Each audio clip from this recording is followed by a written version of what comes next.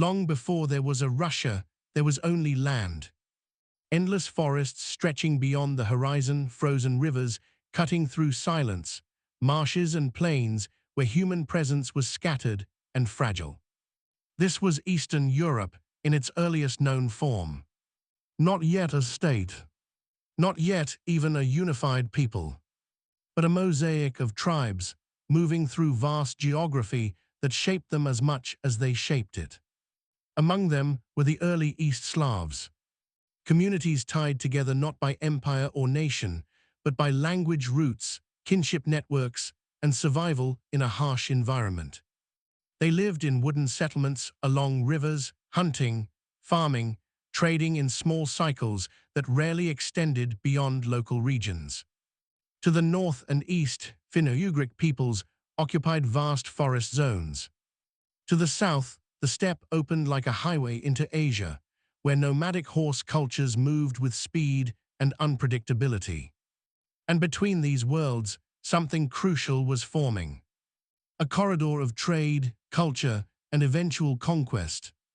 The great river systems of Eastern Europe, especially the Dnieper, became arteries connecting the Baltic Sea to the Byzantine Empire. This route would later be known as the path from the Varangians to the Greeks. And it changed everything. Because where trade flows, power eventually follows. In the 8th and 9th centuries, Scandinavian adventurers began moving south and east along these waterways.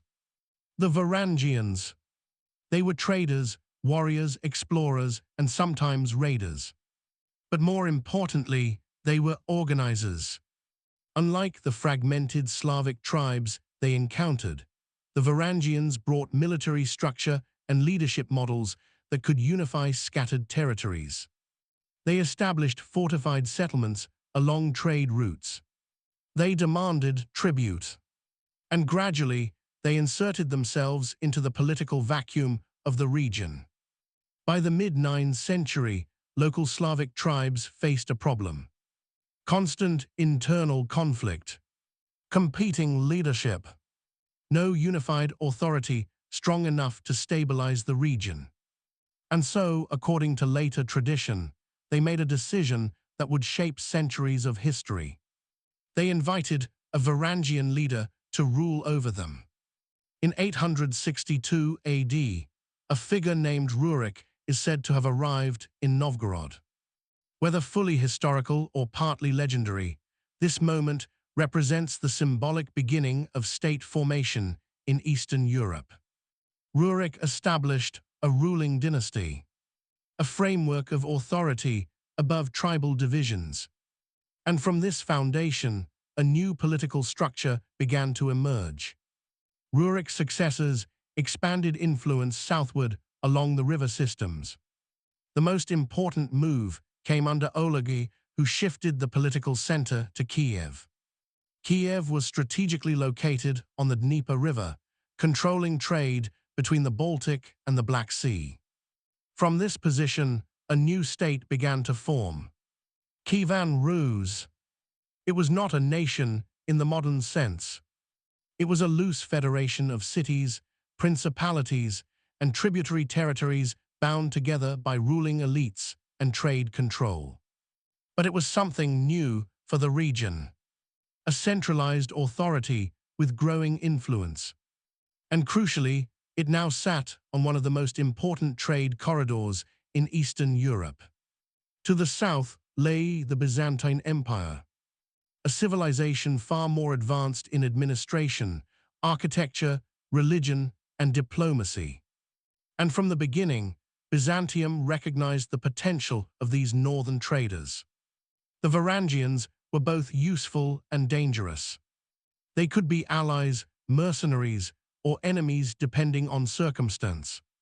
Trade between Kievan Rus and Byzantium became increasingly important. Furs, slaves, wax, and raw materials moved south.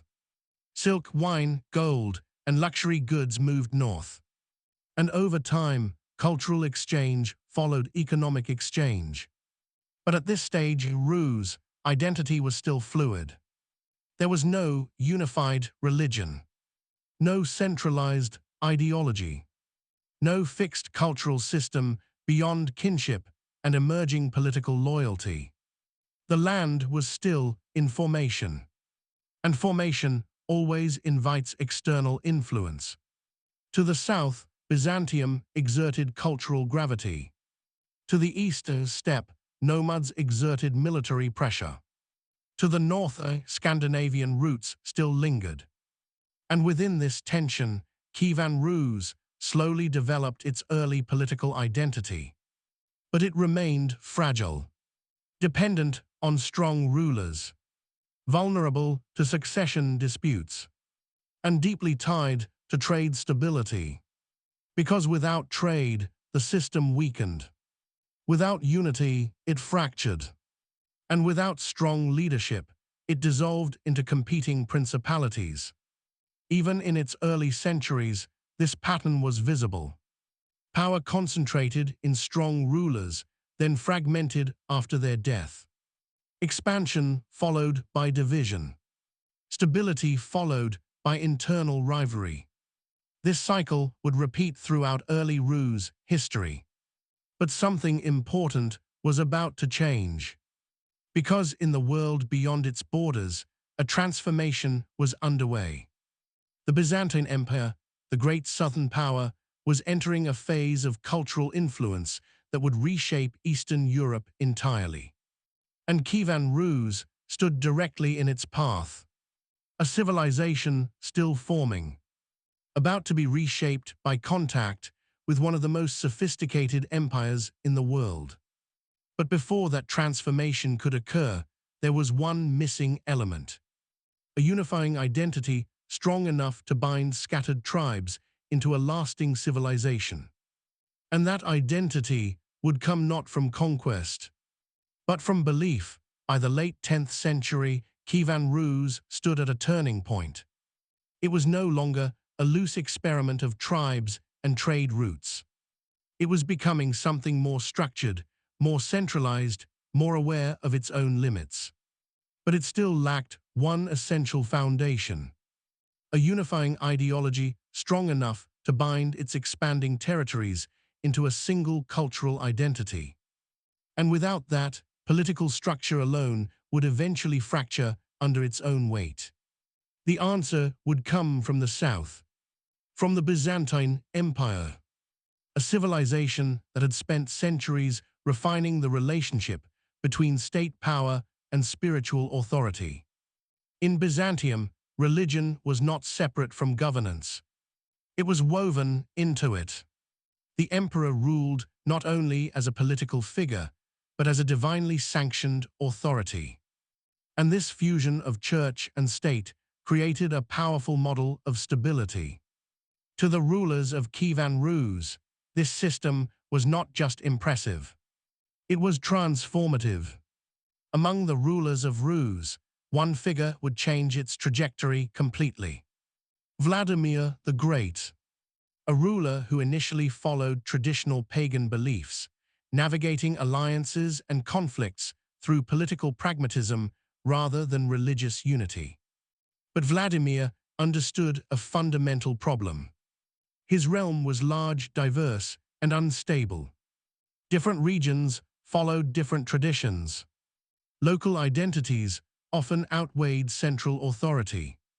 And without ideological cohesion, fragmentation was inevitable. So he began searching for a unifying faith. According to later chronicles, envoys were sent to observe major religions of the surrounding world: Islam, Western Christianity, Judaism, and Eastern Orthodoxy. Each was evaluated not just as belief systems, but as political frameworks. Islam was considered, but reportedly rejected due to cultural restrictions on alcohol, which were seen as incompatible with Rus' social traditions. Western Christianity was observed, but viewed as lacking the grandeur and ceremonial depth desired for imperial legitimacy. Judaism was studied, but lacked a strong associated state power. But when Rus' envoys arrived in Constantinople and witnessed the Hagia Sophia, something shifted. They described an overwhelming architectural and spiritual experience, a sense of divine presence expressed through space, light, and ritual. They reportedly said they no longer knew whether they were in heaven or on earth. Whether literal or symbolic, this account captures the impact Byzantium had on external observers. Because Byzantium was not just a state, it was a fully developed civilizational system where architecture, religion, and governance were unified into a single experience. And Vladimir recognized what this meant. Adopting Byzantine Christianity would not simply change religion. It would transform governance, culture, and international positioning. So in 988 AD, Vladimir made a decision that would permanently alter Eastern European history. He converted to Orthodox Christianity, and he ordered the mass baptism of Kievan Rus. In the Dnieper River, large-scale public baptisms symbolized the official transformation of the state. Pagan temples were dismantled. Christian churches were constructed. Clergy were brought in from Byzantium to establish religious infrastructure.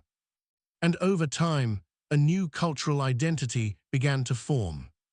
Rus was no longer purely a tribal federation. It was becoming a Christian polity tied spiritually and culturally to Constantinople.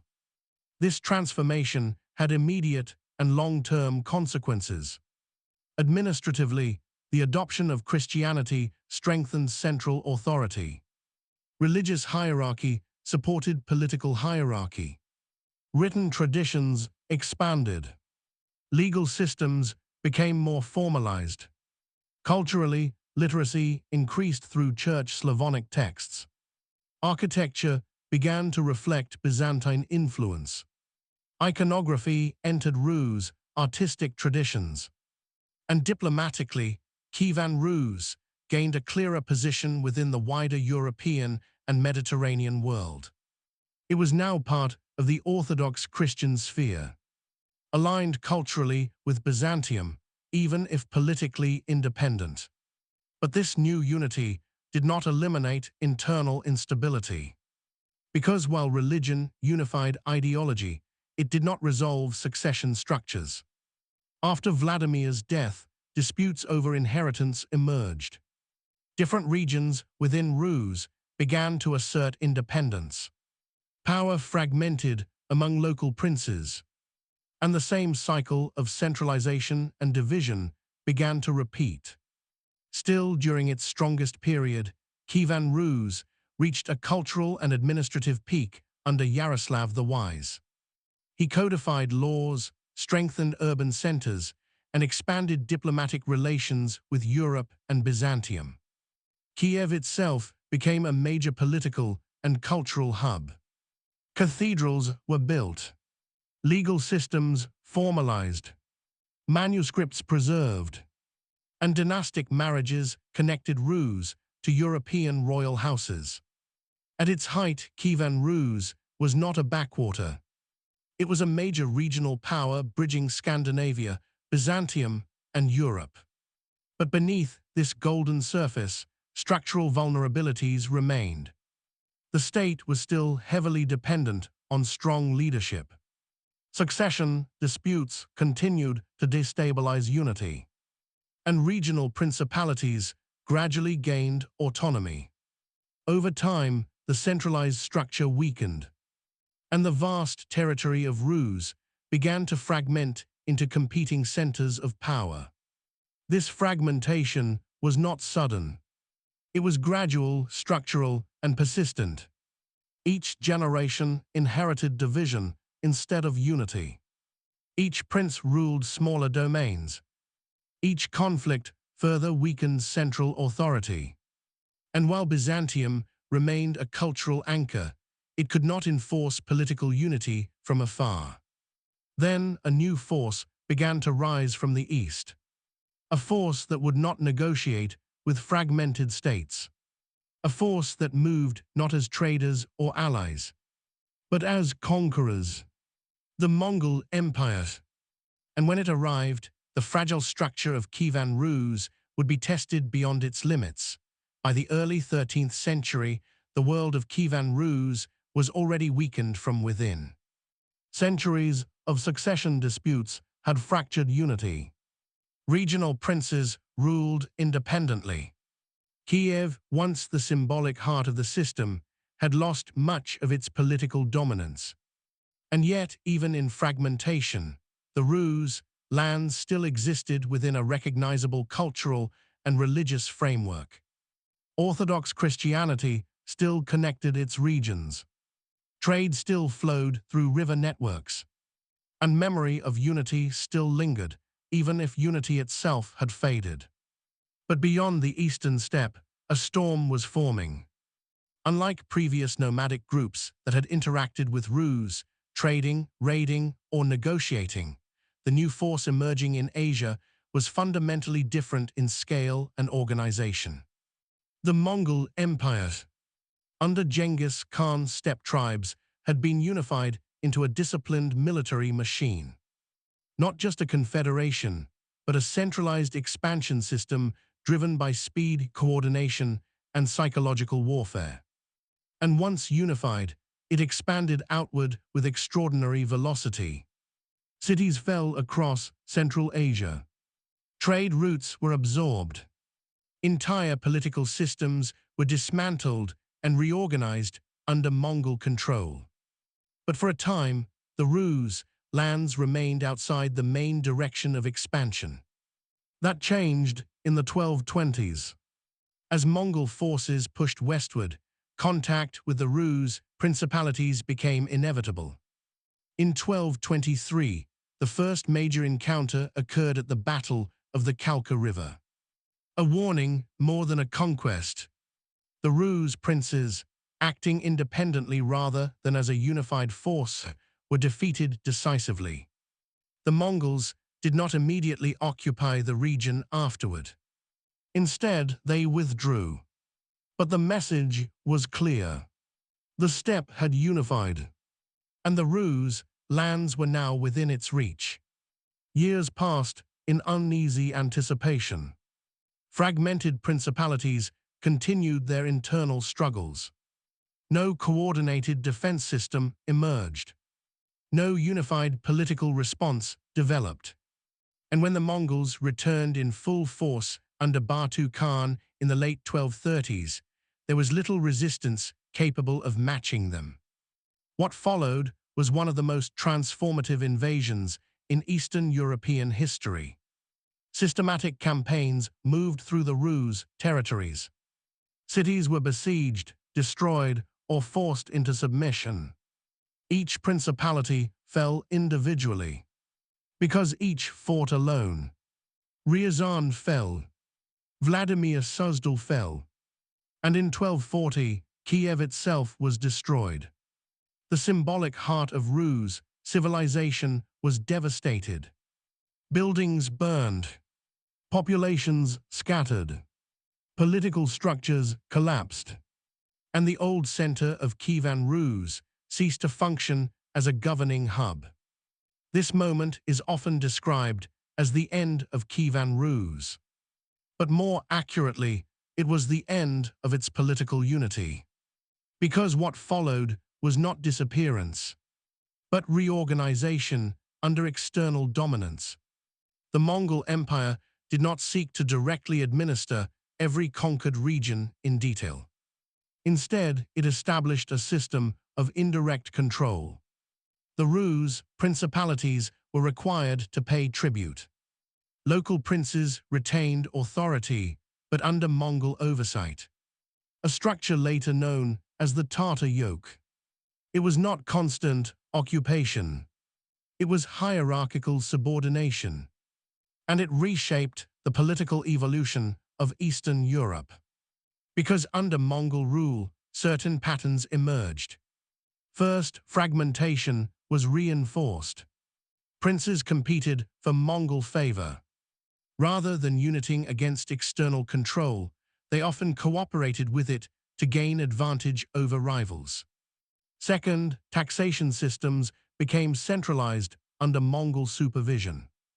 Tribute collection required administrative efficiency, which strengthened certain regional centers over others. And third, survival depended on adaptability. Not resistance alone, but negotiation, compliance, and strategic cooperation. In this environment, one city began to rise in importance. Moscow. At first, it was not a dominant center. It was one among many regional principalities. But its rulers adopted a different strategy. Rather than direct confrontation with Mongol authority, they pursued cooperation. They became tax collectors on behalf of the Mongols. They built trust within the system of tribute.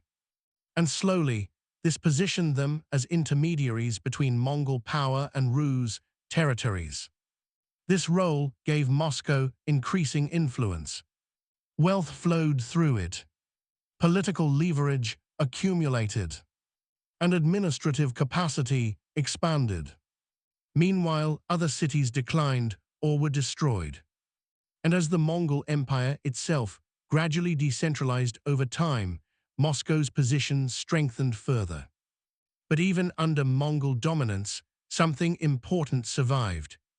Culture, religion, identity. The Orthodox Church remained active. In fact, Mongol rulers often tolerated religious institutions as long as political authority was not threatened. This allowed the Church to preserve continuity across centuries of external rule. Monasteries became centers of literacy. Religious texts preserved historical memory. And spiritual identity remained intact even as political structures changed. So while Kievan Rus as a unified state had collapsed, Rus' identity itself did not disappear. It adapted. It survived under new conditions. And within this survival, the foundations for a new political center were quietly forming. Because as Mongol power gradually weakened over time, the structures it had created remained in place. Tribute systems, administrative networks, regional hierarchies, and among them, Moscow continued to rise. Not yet dominant, but increasingly central. Positioned between the legacy of Kievan fragmentation and the emerging post-Mongol world. And as the Mongol Empire itself began to fracture into successor states, a new opportunity emerged. The possibility of independence, the possibility of consolidation, and the possibility of rebuilding a unified Rus' political structure once again. But this time, the center would not be Kiev. It would be something new. Something smaller at first, but far more strategically positioned for the future. Moscow was preparing to become the next nucleus of Eastern Slavic power. And the world that emerged from Mongol decline would give it that chance. By the late 14th century, the Mongol Empire was no longer the unified force that had once stretched across Eurasia like a continental shockwave. It was fragmenting, slowly, unevenly, but irreversibly. The Golden Horde still dominated the Rus' lands, but its authority was no longer absolute. Internal rivalries weakened central control. Regional governors gained autonomy. And tribute systems that once functioned with precision began to fracture under their own complexity. And in that weakening structure, new opportunities began to emerge. Because for nearly 2 centuries, the Rus' principalities had lived within a system where survival meant submission. But now submission was no longer the only option. Among the many principalities that had adapted to Mongol rule, Moscow had steadily grown in importance. Not through conquest alone, but through positioning. It had become a center of administration, a hub of taxation, and a trusted intermediary between Mongol authorities and local Rus' rulers. This role gave Moscow something invaluable: experience in governance under imperial systems. And with that experience came influence. Under Ivan I, known as Ivan Kalita, Moscow's power expanded further. He cooperated closely with the Golden Horde, ensuring loyalty in exchange for political and economic advantage. This strategy was controversial among other Rus princes, but effective. Moscow accumulated wealth. It strengthened its administrative systems, and it positioned itself as the primary collector of tribute across northern Rus territories. While other principalities resisted or were punished, Moscow rose quietly through compliance and calculation. But Mongol dominance was still present, and no Rus state could openly challenge it yet. That moment came in 1380. At the Battle of Kulikovo, Dmitry Donsk of Moscow led a coalition of Rus forces against a Mongol army. It was not a decisive end to Mongol rule, but it was symbolic. For the first time in generations, Rus forces had achieved a significant military victory against Mongol authority. The battle did not immediately liberate the region. In fact, Mongol dominance would continue for decades afterward. But something had changed psychologically. The idea that Mongol power was invincible had been broken. And in historical terms, that shift is often more important than the battle itself. Because empires are not only maintained through force, they are maintained through perception. And perception had begun to shift. In the decades following Kulikovo, Moscow's position continued to strengthen.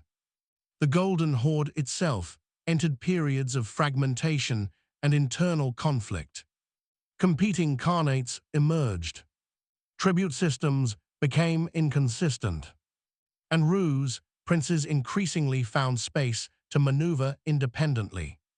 Then came a turning point in the late 15th century. Ivan III, later known as Ivan the Great.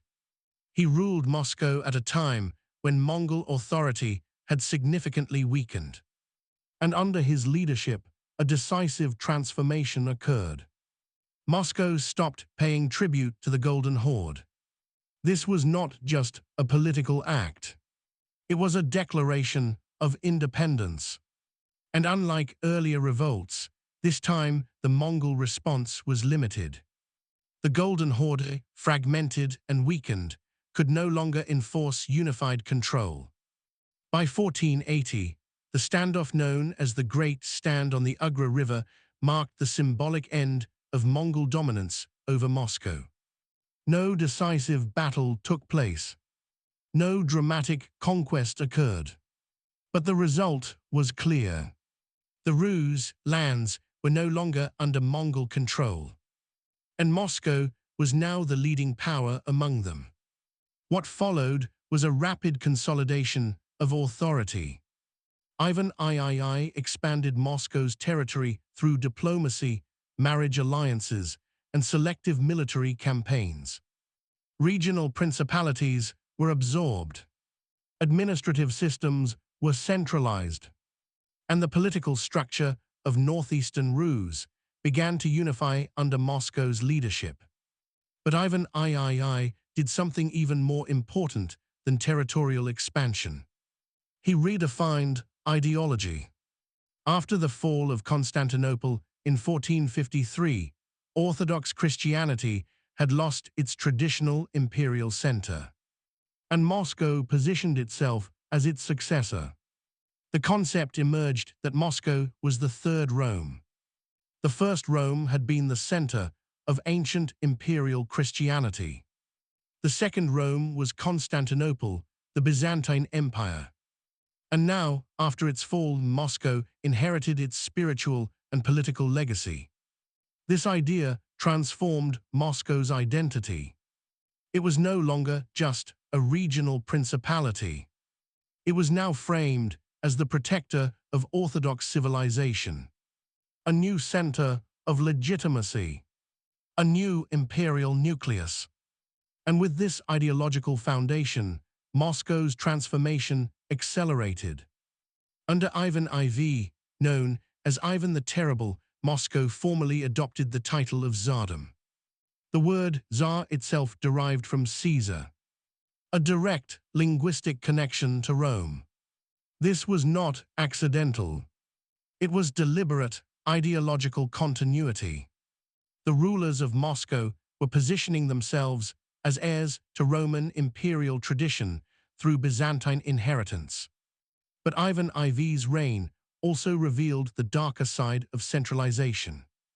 His rule was marked by intense internal repression, political paranoia, and violent consolidation of authority. The state became stronger, but also more autocratic. Power became more centralized than ever before in Rus' history. And with this centralization, the foundations of the Russian state were fully established. A unified territory, a centralized monarchy, an ideological framework rooted in Orthodox Christianity and imperial inheritance, and a governing system that combined expansion with internal control. But even as Moscow strengthened, the world around it was changing again. To the west, European states were entering the early modern period. To the south, the Ottoman Empire was rising as a dominant Eurasian power. To the east, Siberian frontiers remained largely unexplored. And within this expanding geopolitical landscape, Russia was preparing for a new phase of expansion. Not survival under external domination, but growth as an emerging empire. The next centuries would transform Moscow from a regional power into one of the largest territorial states in history. But that transformation would require breaking beyond its original core, beyond forests, rivers, and medieval boundaries. It would require movement into vast new spaces, into Siberia, into Europe, into empire, and into history on a scale far larger than anything Rus had known before. By the late 16th century, the Russian state stood at a crossroads. It was no longer a fragile collection of principalities held together by tribute systems or inherited Mongol structures. It was a centralized Tsardom, a political body that now stretched across a unified core of northeastern Rus, lands governed from Moscow under a singular authority. But this unity came with instability beneath the surface. Because centralization, while powerful, also concentrated pressure. And under Ivan IV, that pressure began to fracture the state from within. Ivan the Terrible ruled as both builder and destroyer. On one hand, he expanded Russian territory significantly. He pushed southward against Tatar Khanates. He strengthened centralized bureaucracy. He formalized the idea of the Tsar as absolute ruler.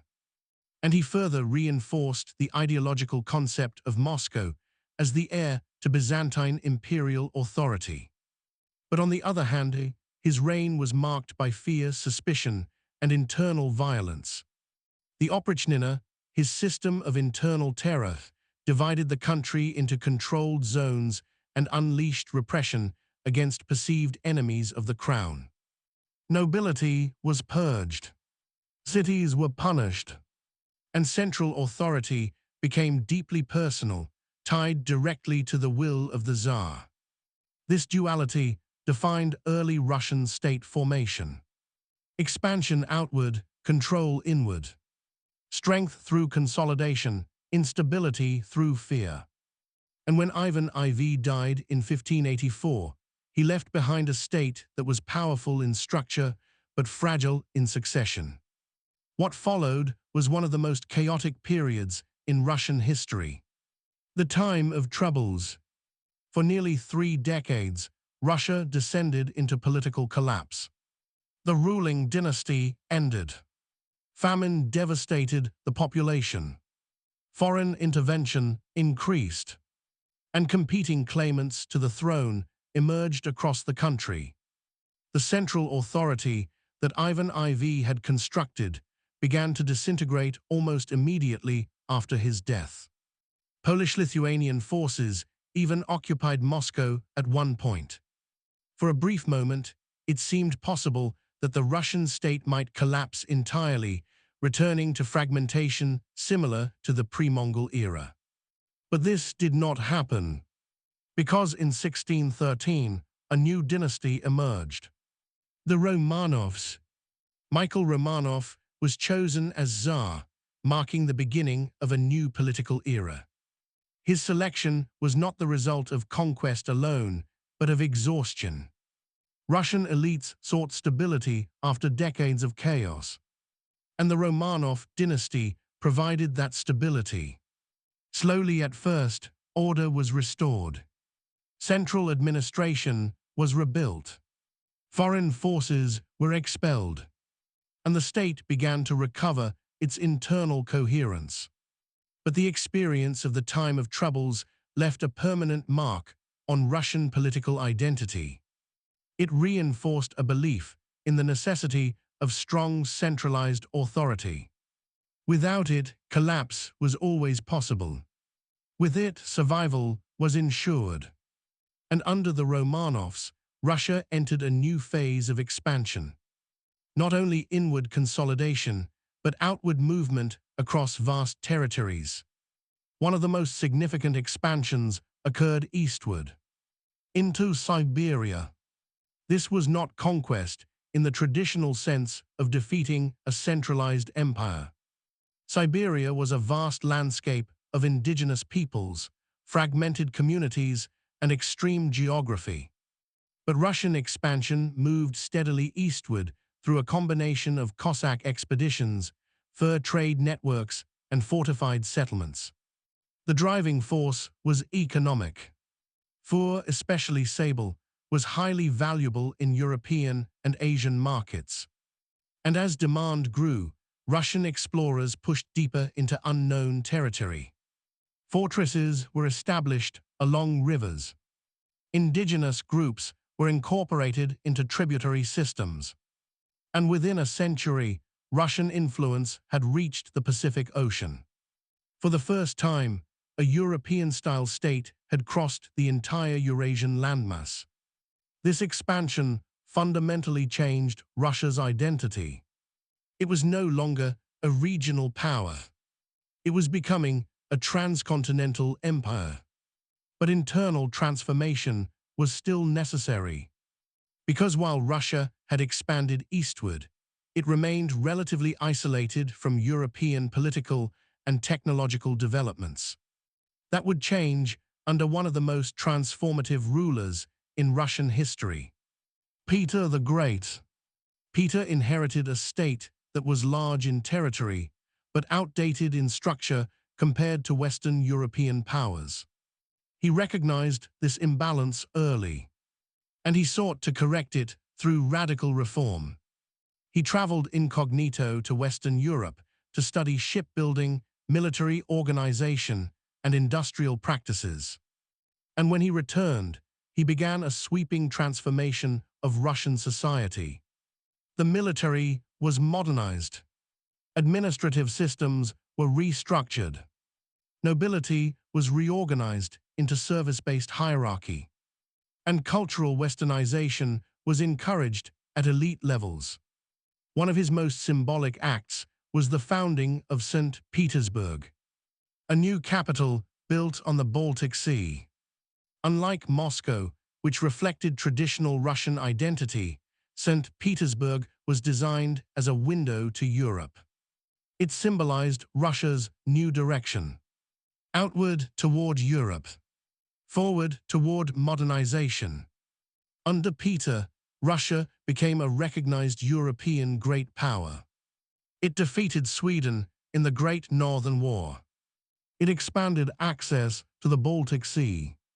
And it established itself as a major player in European geopolitics. But this transformation also deepened internal contradictions. Westernization created tension between elite culture and traditional society. Rapid modernization placed strain on institutions. and the centralized autocratic system remained firmly in place. After Peter's death, Russia continued to evolve under rulers like Catherine the Great. Under her reign, the empire expanded further south and west. Territories from the Ottoman Empire were absorbed. Poland was partitioned, and Russia became one of the dominant continental powers of Europe. But this expansion also brought new complexity. Russia was now an empire of immense diversity, stretching across Europe and Asia, with dozens of ethnic groups, languages, and administrative challenges. Maintaining cohesion required constant central authority, and that requirement would define Russian governance for centuries to come. By the early 19th century, Russia stood as one of the largest empires in the world. But its internal structure remained rigid. Serfdom tied much of the population to land. Industrial development lagged behind Western Europe, and social tensions began to build beneath the surface. Then came a moment that would define Russian national identity for generations: the invasion of Napoleon in 1812. When French forces entered Russian territory and advanced toward Moscow, the Russian response was not conventional resistance. It was strategic withdrawal and scorched earth tactics. As Napoleon's army advanced deeper into Russia, supply lines collapsed. The Russian winter intensified conditions, and eventually the French army was forced into retreat. This moment became symbolic in Russian historical memory.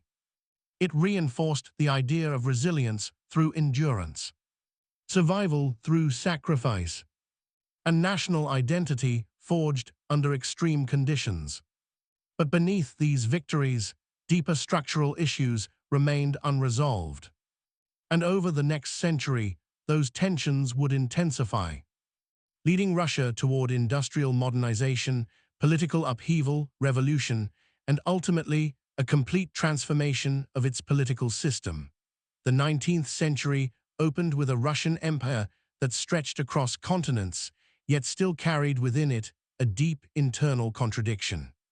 It was vast, powerful, and feared in European geopolitics. But structurally, it remained anchored in systems that were increasingly out of step with the industrial world emerging around it. At the center of this contradiction stood one defining institution: serfdom. Millions of peasants were legally bound to land, controlled by aristocratic landowners, and tied to agricultural systems that had changed very little for centuries.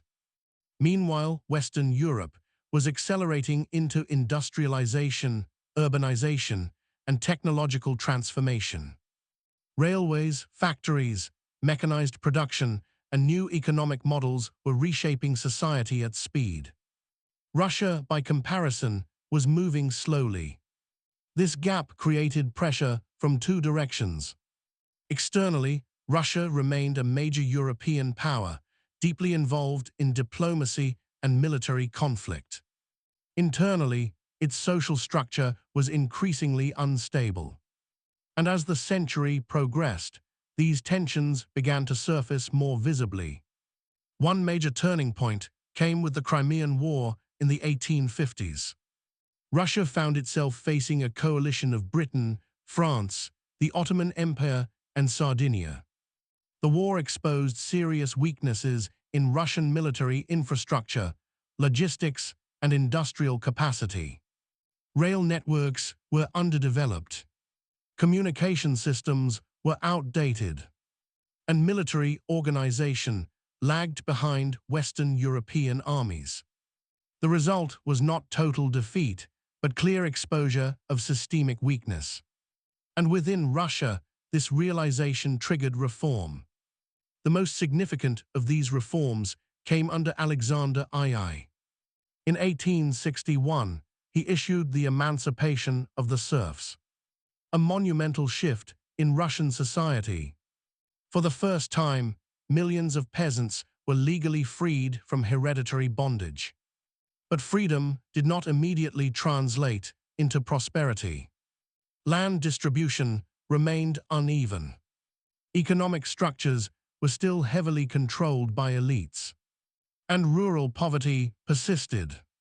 So while emancipation was a breakthrough in principle, its practical impact was complex and incomplete. At the same time, industrialization began to accelerate. Railways expanded across the empire. Factories emerged in urban centers. Mining and heavy industry grew in importance. And cities like St. Petersburg and Moscow began to transform into industrial hubs. But this modernization created new social tensions. A growing urban working class emerged. Intellectual movements began to question autocracy. Revolutionary ideas entered Russian political discourse. Marxism, anarchism, and radical reform ideologies began circulating among students and intellectuals. The empire was modernizing economically, but politically it remained rigid. This imbalance created instability. And by the early 20th century, that instability began to intensify rapidly. One of the key turning points was the Russo-Japanese War of 1904–1905. Russia, seeking expansion in East Asia, entered conflict with Japan. But the war did not go as expected. Japan, rapidly modernizing and industrializing, defeated Russian forces in a series of military engagements. This defeat shocked the empire. It was the first time in modern history that a European power had been decisively defeated by an Asian state. And the consequences were immediate. Domestic unrest increased. Strikes spread. Political protests intensified. And in 1905, revolution erupted across the empire. Although the monarchy survived, reforms were forced. A parliamentary system, the Duma, was introduced. But real power remained largely in the hands of the Tsar. This created a fragile political balance. Reform without full transformation. Change without structural resolution. And beneath this instability, deeper forces were gathering. Industrial labor tensions, peasant dissatisfaction, intellectual radicalization, and political polarization. Then came 1914, the outbreak of World War I. Russia entered the conflict aligned with the Allied powers. But the war placed enormous strain on its already fragile system. Military losses were heavy. Supply chains broke down. Food shortages spread across cities. And confidence in the Tsarist regime began to collapse. By 1917, the system reached breaking point. Revolution erupted in Petrograd. The Tsar abdicated. The Romanov dynasty, which had ruled since the time of troubles in 1613, came to an end. A provisional government attempted to maintain control, but it struggled with legitimacy and stability. And into this vacuum, a new political force emerged. The Bolsheviks. Led by Vladimir Lenin, they advocated radical restructuring of Russian society. In October 1917, they seized power. The Russian Empire, as it had existed for centuries, ceased to exist. What followed was civil war. Between Red forces, Bolsheviks, and White forces, a fragmented coalition of monarchists, liberals, and other anti-Bolshevik groups. The conflict was brutal, widespread, and transformative. By 1922, the Bolsheviks had emerged victorious. And the Union of Soviet Socialist Republics, the USSR, was formally established. This marked one of the most dramatic political transformations in modern history. A centuries-old imperial system replaced by a revolutionary socialist state. Under Lenin and later Joseph Stalin, the Soviet Union began a process of rapid industrialization and centralization. Agriculture was collectivized. Industry was nationalized. Political opposition was eliminated. And the state became one of the most centralized systems in modern history. By the 1930s, the USSR had undergone massive transformation. Factories expanded at extraordinary speed. Urbanization increased dramatically, and military-industrial capacity grew. But this came at immense human cost. Forced collectivization caused famine. Political purges eliminated millions of perceived enemies of the state. And society was reshaped through strict ideological control. Then came World War I. In 1941, Nazi Germany launched Operation Barbarossa, invading the Soviet Union. It became one of the largest and most destructive conflicts in human history. Initial Soviet losses were severe. Entire regions were occupied. But over time, the Soviet Union mobilized its industrial base and manpower. Major battles such as Stalingrad became turning points. And by 1945, Soviet forces had pushed all the way to Berlin. The USSR emerged from World War II as one of two global superpowers. The Cold War began, a global ideological and geopolitical rivalry between the Soviet Union and the United States. For decades, the world existed in a state of tension. Nuclear arms development, space competition, proxy wars across continents, and competing visions of global order. The Soviet Union expanded its influence across Eastern Europe, establishing allied socialist states. At home, it maintained strict political control, but also achieved significant scientific and technological milestones. Space exploration became a major symbol of Soviet achievement. The launch of Sputnik, the first human in space, Yuri Gagarin.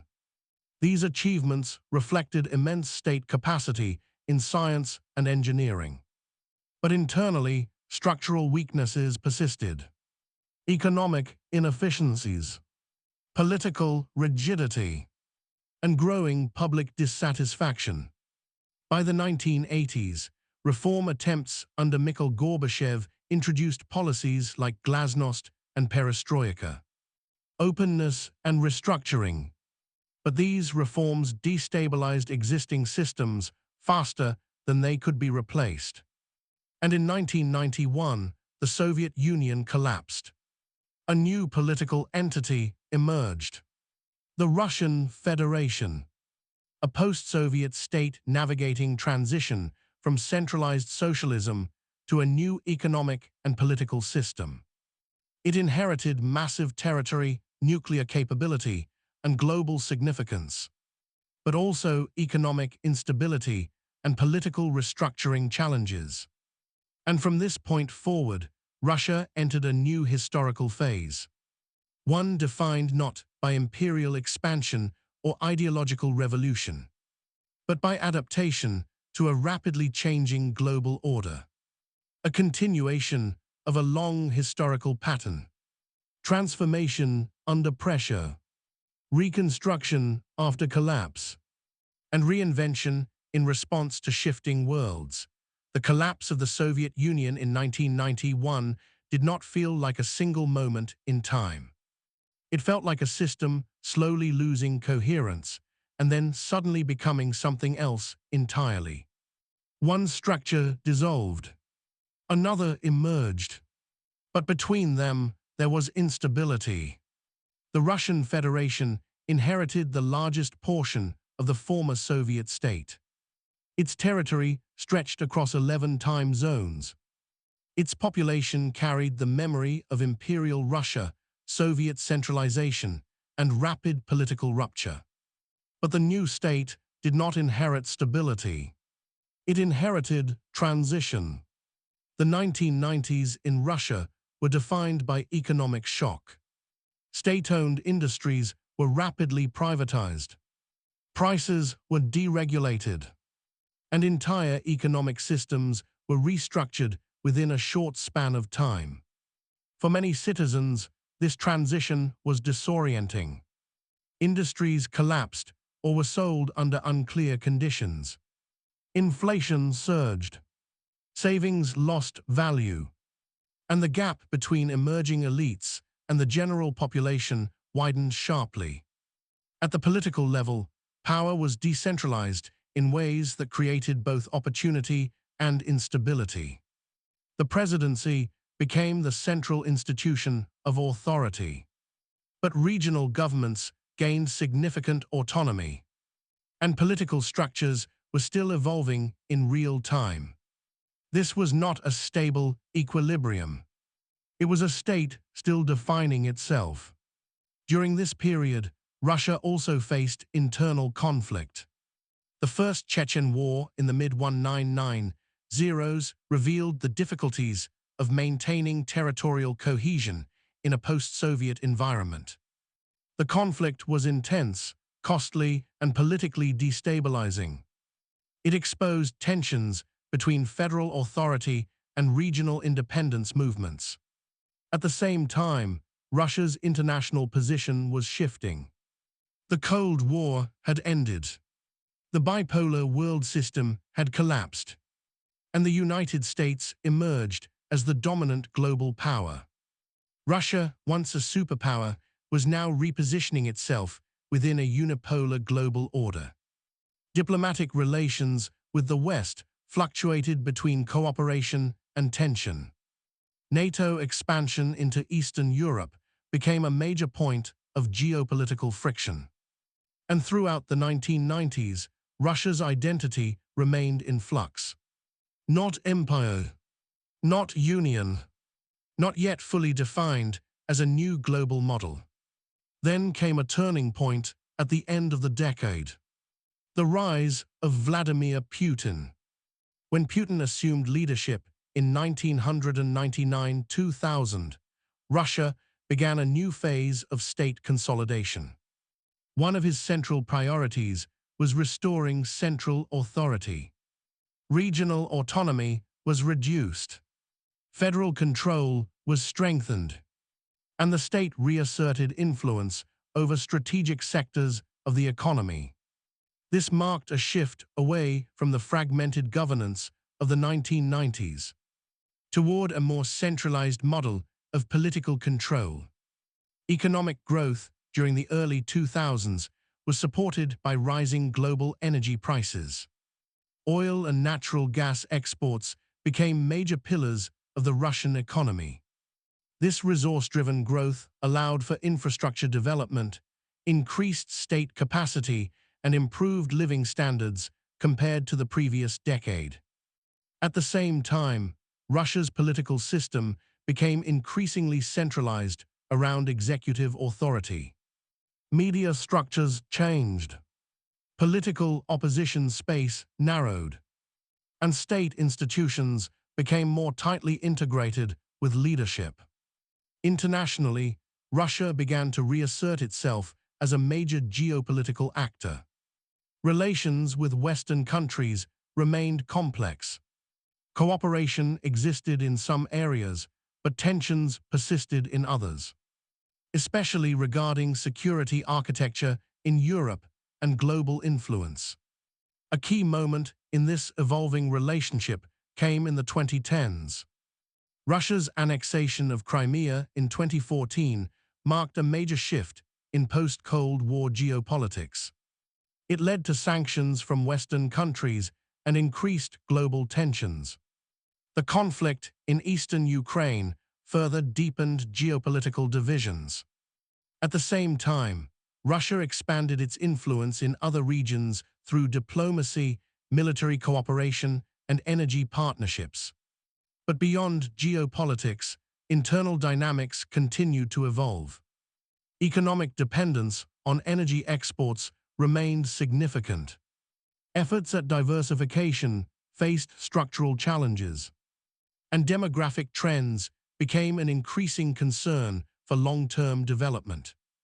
Throughout this period, Russian identity continued to draw from multiple historical layers. Imperial legacy, Soviet memory, post-Soviet transformation, and pre-modern historical continuity reaching back to Kievan Rus. These layers did not disappear. They coexisted, and they shaped how history itself was interpreted within the country. In cultural terms, Russia maintained a strong presence in literature, music, science, and space exploration. The legacy of Soviet scientific achievement remained visible in engineering and aerospace programs. And historical memory continued to play a significant role in national identity. As the 21st century progressed, Russia positioned itself as a major global power operating within a multipolar world system. Its relationships with Europe, Asia, and the Middle East became increasingly strategic. Energy exports, military capability, and diplomatic engagement formed key components of its global role. But underlying this modern state was a much older historical pattern, a recurring cycle visible throughout Russian history. Centralization after fragmentation, expansion after consolidation, reform after crisis, and transformation after collapse. From early Slavic tribal networks to Kievan Rus, to Mongol domination, to Moscow's rise, to imperial expansion, to revolutionary transformation, to Soviet centralization, and finally to the post-Soviet state. Russian history is not a straight line. It is a series of reinventions, each phase emerging from the limits of the previous one, each system reshaping itself under internal and external pressure, and each identity carrying traces of what came before it. Even today, historical memory remains deeply embedded in Russian political culture. The idea of resilience under pressure, the importance of centralized authority, the experience of territorial vastness, and the legacy of imperial continuity across centuries. All of these elements reflect a long historical arc, one that began in scattered river settlements in Eastern Europe and expanded into one of the most influential and complex states in world history. But even this modern form is not static. Like every phase before it, it continues to evolve. Because Russian history has never been defined by permanence. It has been defined by transformation. And that transformation is still ongoing. To understand modern Russia, one must step back from the present and look again at the deeper rhythm running beneath its entire history. Because what appears as separate eras, Kievan Rus, Mongol domination, the Tsardom, the Empire, the Soviet Union, and the modern Federation, is not a sequence of disconnected states. It is a continuous process of transformation under pressure. And that process has always been shaped by geography as much as politics. Russia's landmass is not just large, it is defining. Vast forests in the north, endless steppe in the south, frozen tundra in the east, and long river systems connecting distant regions. This geography created both opportunity and vulnerability. On one hand, it allowed expansion across Eurasia. On the other, it made centralized control extremely difficult without strong administrative systems. So throughout history, Russian governance repeatedly moved towards centralization whenever instability increased, and loosened when pressure eased.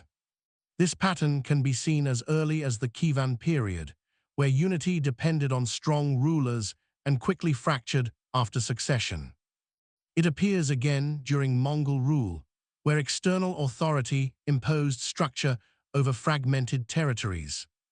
It reappears in Moscow's rise, where consolidation became a survival mechanism. And it continues through imperial expansion, Soviet centralization, and modern state rebuilding. But beyond political structure, Russia's identity has also been shaped by its position between worlds. Geographically, it sits between Europe and Asia. Culturally, it has absorbed influences from both. Religiously, it developed within Eastern Orthodoxy while interacting with Islamic, Catholic, and indigenous traditions. This position created a civilizational duality. Not fully Western, not fully Eastern, but continuously negotiating between both spheres. This tension is visible in architecture, literature, political thought, and even strategic decision-making across centuries. Another defining feature is the role of ideology in state formation. Unlike many Western European states that evolved through gradual institutional fragmentation and balance of power systems, Russia often developed through centralized ideological frameworks. Orthodox Christianity during the Tsardom period, imperial autocracy during expansion, Marxist-Leninist ideology during the Soviet era, and post-Soviet national identity in the modern period. Each system provided a unifying narrative that justified central authority. But each also required adaptation when conditions changed, and when ideological systems no longer matched material reality, transition became inevitable. This is why Russian history often appears cyclical, not because it repeats identically, but because structural pressures re-emerge in different forms. Economic stress, military pressure, internal fragmentation, external geopolitical competition. And each time, the system responds by restructuring itself. In earlier centuries, this meant shifting capitals, reorganizing dynasties, or reforming administrative systems. In the modern era, it has meant economic transformation, political restructuring, and global repositioning. Another important dimension is Russia's relationship with expansion. From the earliest formation of Kievan Rus trade routes, to the eastward movement into Siberia, to imperial expansion across Central Asia and Eastern Europe, territorial growth has been a recurring feature of Russian development. But this expansion was not purely driven by conquest ideology. It was also shaped by security concerns. Vast open borders made the state vulnerable to external incursions. So expansion often functioned as a form of strategic depth, a buffer against invasion. This logic can be traced through multiple eras, from Mongol-era survival strategies to imperial border expansion to Soviet-era buffer states in Eastern Europe, and even into modern geopolitical thinking. At the same time, Russia's internal development has often been shaped by uneven modernization.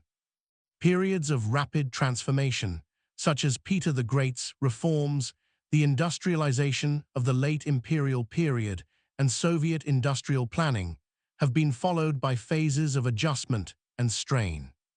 This pattern creates a dynamic tension between modernization and stability. Speed versus structure, reform versus continuity, change versus cohesion. And this tension has been one of the defining features of Russian historical development.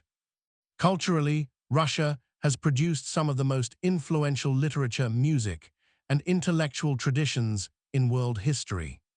Writers like Dostoevsky and Tolstoy explored deep philosophical questions about morality, society, and human nature. Composers like Tchaikovsky and Shostakovich expressed emotional and political complexity through music. And scientific contributions, particularly during the Soviet period, played a major role in global technological advancement.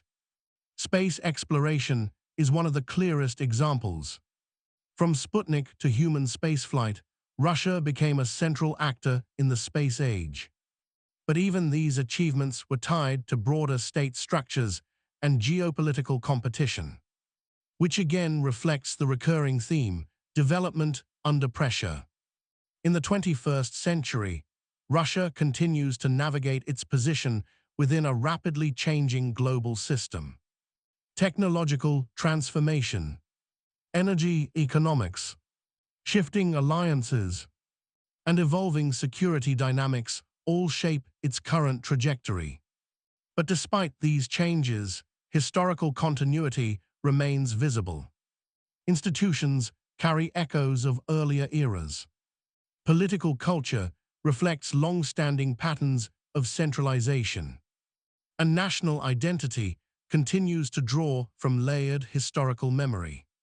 From medieval Rus to imperial Russia to the Soviet Union and into the present. The past is never fully separate from the present. It is embedded within it. And that is why Russian history is best understood not as a sequence of endings, but as a continuous process of adaptation. Each era reshaping the structures inherited from the previous one. Each transformation building on foundations that never fully disappear. And each collapse becoming the starting point for a new form of organization. So when viewed across a millennium, Russia is not defined by any single system. It is defined by its ability to persist through systems, to evolve when necessary, to centralize under pressure, to expand when possible, and to reconfigure itself when conditions change. And that process still continues. To understand the long arc of Russian history, it helps to stop thinking in terms of isolated governments and instead see the deeper continuity underneath them. Because beneath the Tsardom, beneath the empire, beneath the Soviet system, and beneath the modern federation, there is something older still. A set of structural realities that have remained remarkably consistent across more than 1,000 years. Geography, pressure, fragmentation, and consolidation. These forces do not change. Only the systems built around them do. And that is why Russia's historical evolution often appears dramatic on the surface, yet continuous in its underlying logic. One of the most persistent realities is the challenge of governing vast territory. From the earliest East Slavic settlements clustered around river systems, governance was always tied to geography. Rivers functioned as trade routes, communication lines, and administrative corridors.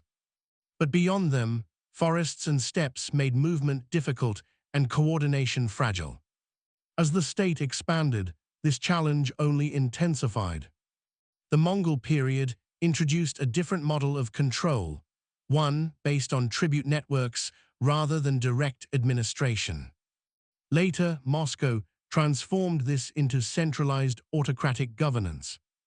The imperial era extended it across continents, and the Soviet system modernized it through bureaucratic and ideological centralization. Each version was different in structure, but similar in function, maintaining cohesion across vast space.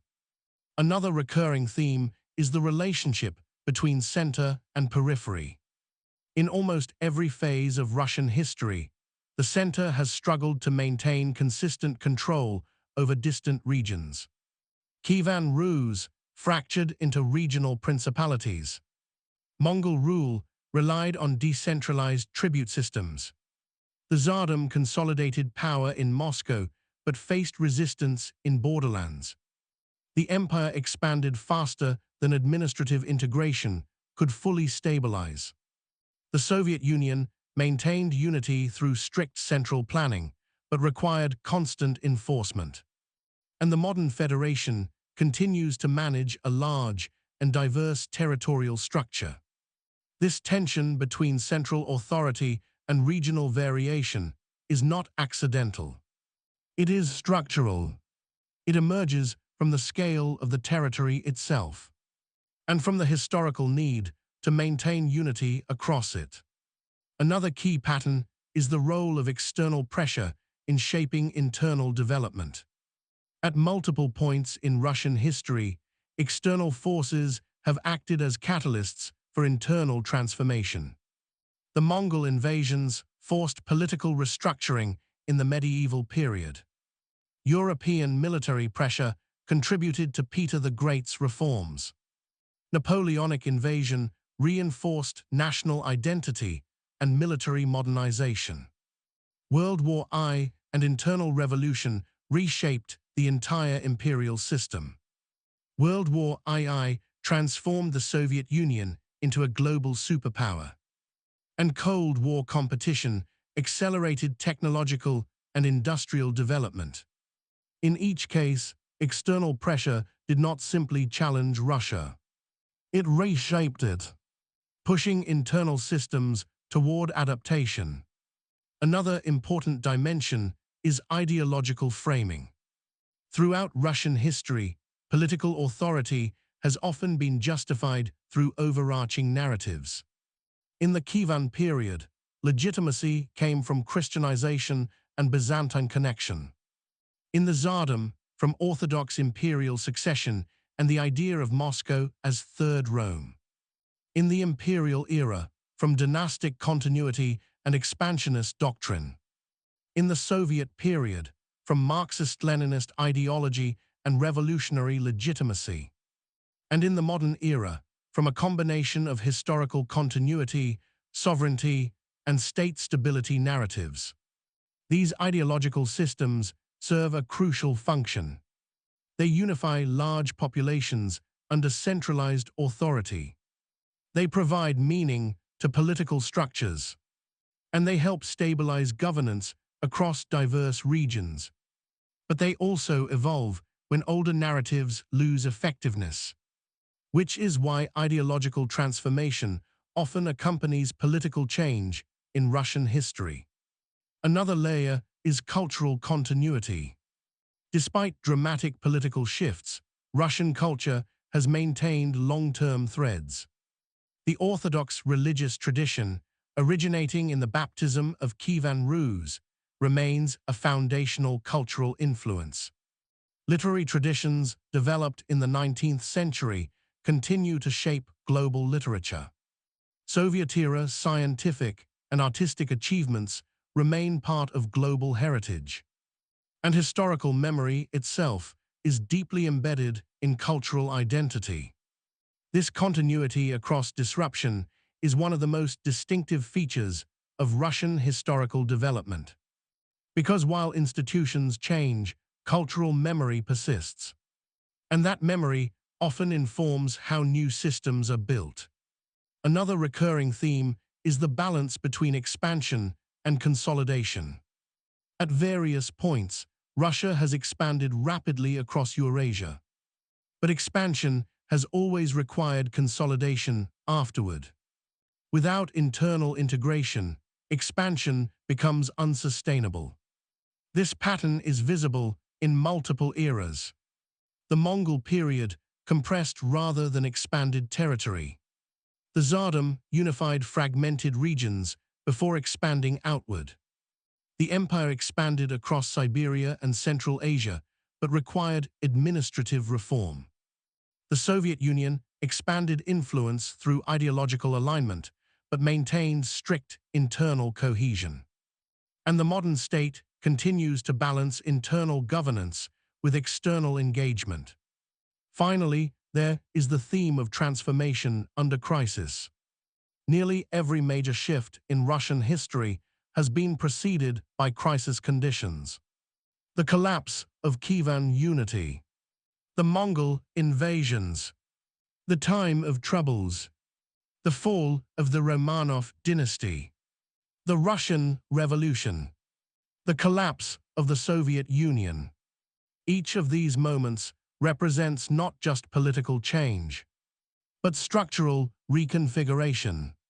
Old systems reaching their limits and new systems emerging in response. This pattern gives Russian history a distinctive rhythm. Periods of consolidation, followed by pressure, followed by transformation. It is not linear. It is cyclical, but not repetitive, because each cycle builds on the last. So by the time we reach the present era, Russia is not a static continuation of any single historical identity. It is a layered accumulation of them. Medieval ruse structures, Byzantine inheritance, Mongol administrative influence, imperial expansion systems, Soviet industrial and ideological frameworks, and modern geopolitical adaptation. All of these layers coexist within the same historical continuum. And understanding Russia means understanding this accumulation, not as separate chapters, but as one evolving system shaped by geography, pressure, and continuity. And that system is still evolving. By the time we reach the modern era of Russian history, the country is no longer defined by a single transformation or a single ideology. It is defined by the accumulation of them, layer upon layer of political systems, each built in response to the limits of the one before it. And this is what makes Russia historically unique.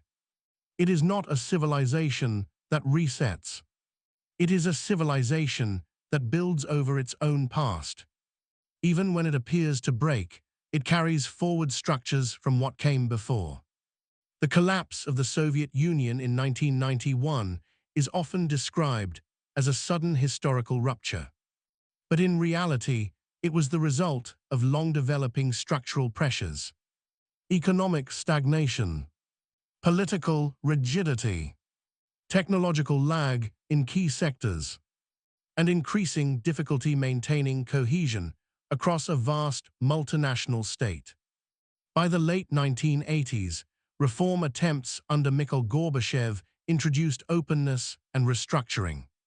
But these reforms, rather than stabilizing the system, accelerated its fragmentation. Control weakened faster than new institutions could form. And the result was systemic dissolution. When the Soviet Union formally collapsed, 15 independent states emerged from its territory.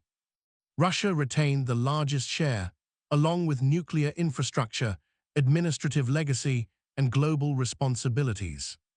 But it also inherited economic instability and political uncertainty.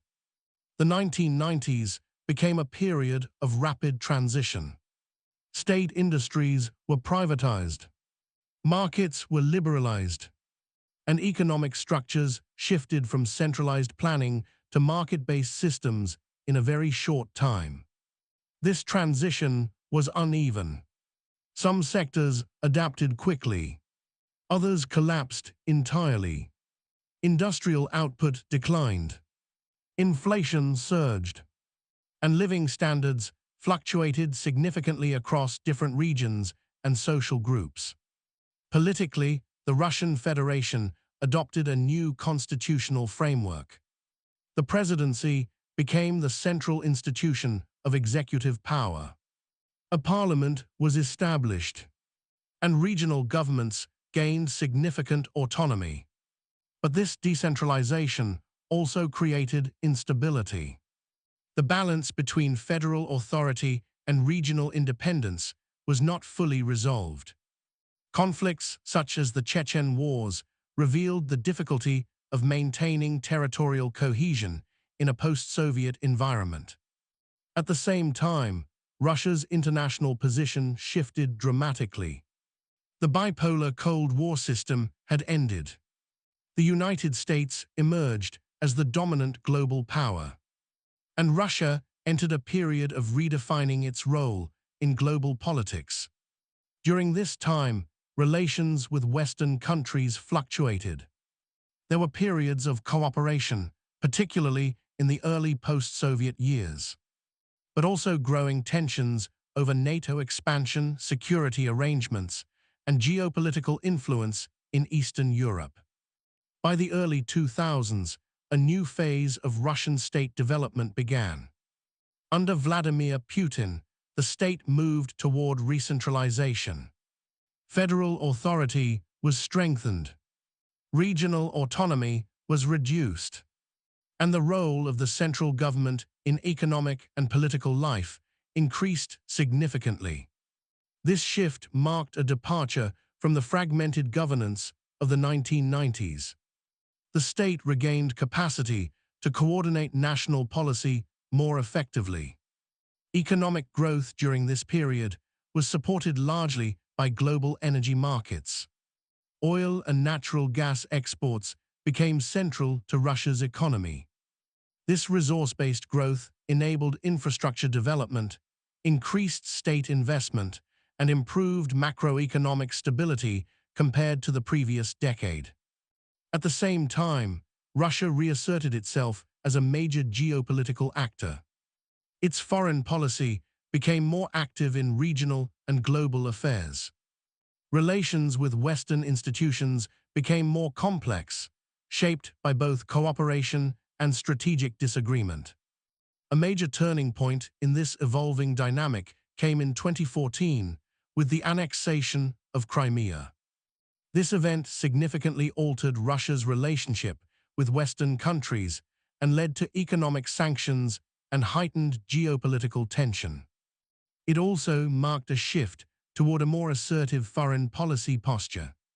In the following years, Russia expanded its diplomatic and military engagement in multiple regions, while continuing to develop strategic partnerships outside the Western sphere. Internally, the state continued to emphasize central authority and institutional stability, while externally, it positioned itself as a key actor in an increasingly multipolar global system. But beneath these modern developments, historical continuity remains visible. The long tradition of centralized governance, the recurring pattern of state consolidation under pressure, the strategic importance of vast territory, and the enduring role of ideological narratives in legitimizing authority. These are not recent developments. They are inherited structures, going back centuries. From Kievan Rus, river-based principalities, to Mongol tribute administration, to Moscow's rise as a centralized power, to imperial expansion across Eurasia, to Soviet central planning, and finally to the modern federation. There is a continuous thread of adaptation to scale, and adaptation to pressure. Even cultural memory reflects this continuity. Historical figures from different eras remain central to national identity. Medieval princes, imperial leaders, Soviet-era achievements, and modern state narratives all coexist within the same historical consciousness. This layered identity is not fragmented. It is cumulative, and it shapes how history is understood internally. In the broader global context, Russia continues to occupy a significant position. Its geography spans Europe and Asia. Its political influence extends across multiple regions. Its historical legacy connects it to Byzantine, Mongol, European, and Soviet worlds simultaneously. Few states in history have carried such layered continuity, and fewer still have transformed so repeatedly while maintaining structural coherence. So when viewed across the full span of its history, Russia is not defined by any single empire, revolution, or government. It is defined by endurance through transformation. A civilization shaped by vast geography, external pressure, internal restructuring, and recurring cycles of centralization and change. And despite all transformations, one pattern remains consistent. When systems reach their limits, Russia does not disappear. It reconfigures, it reforms, it rebuilds, and it continues forward. From scattered river tribes, to medieval principalities, to Mongol-controlled territories, to centralized tsardom, to imperial expansion, to revolutionary state, to superpower, to post-Soviet federation. The trajectory is not linear. It is evolutionary and still ongoing because Russian history is not finished. It is still unfolding, still adapting, still responding to the pressures that have defined it for more than 1,000 years. Unlike every stage before it, what comes next will not be an ending. It will be another transformation. Like and subscribe and comment what topic you would like to see covered in the next video. To understand Russia beyond its modern borders, you have to step outside the idea that history moves in clean endings. Because in the Russian experience, endings are rarely endings. They are transitions, and sometimes they are disguises for continuity. The Soviet Union's collapse in 1991 did not erase the structures that had been built over decades. It stripped away ideology, but left behind institutions, infrastructure, and habits of governance formed under an entirely different system. Factories still stood. Administrative networks still functioned. Military structures remained intact. And the scale of the state did not shrink, even as its political identity changed. What collapsed was the framework of meaning that held it together. Marxism-Leninism had been more than ideology. It had been a governing language, a way of organizing economics, politics, and society into a single coordinated system. When that language disappeared, the structure beneath it had to be reinterpreted. And that reinterpretation was neither immediate nor stable. The early post-Soviet years were defined by uncertainty. A new constitution was written. New economic systems were introduced.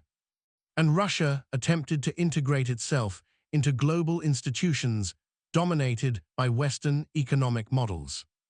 But this transition was uneven, because the scale of Russia's inherited system did not easily align with rapid liberalization.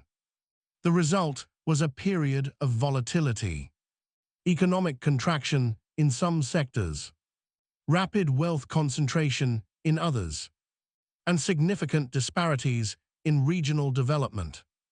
At the political level, authority was redistributed in ways that created tension between federal and regional structures.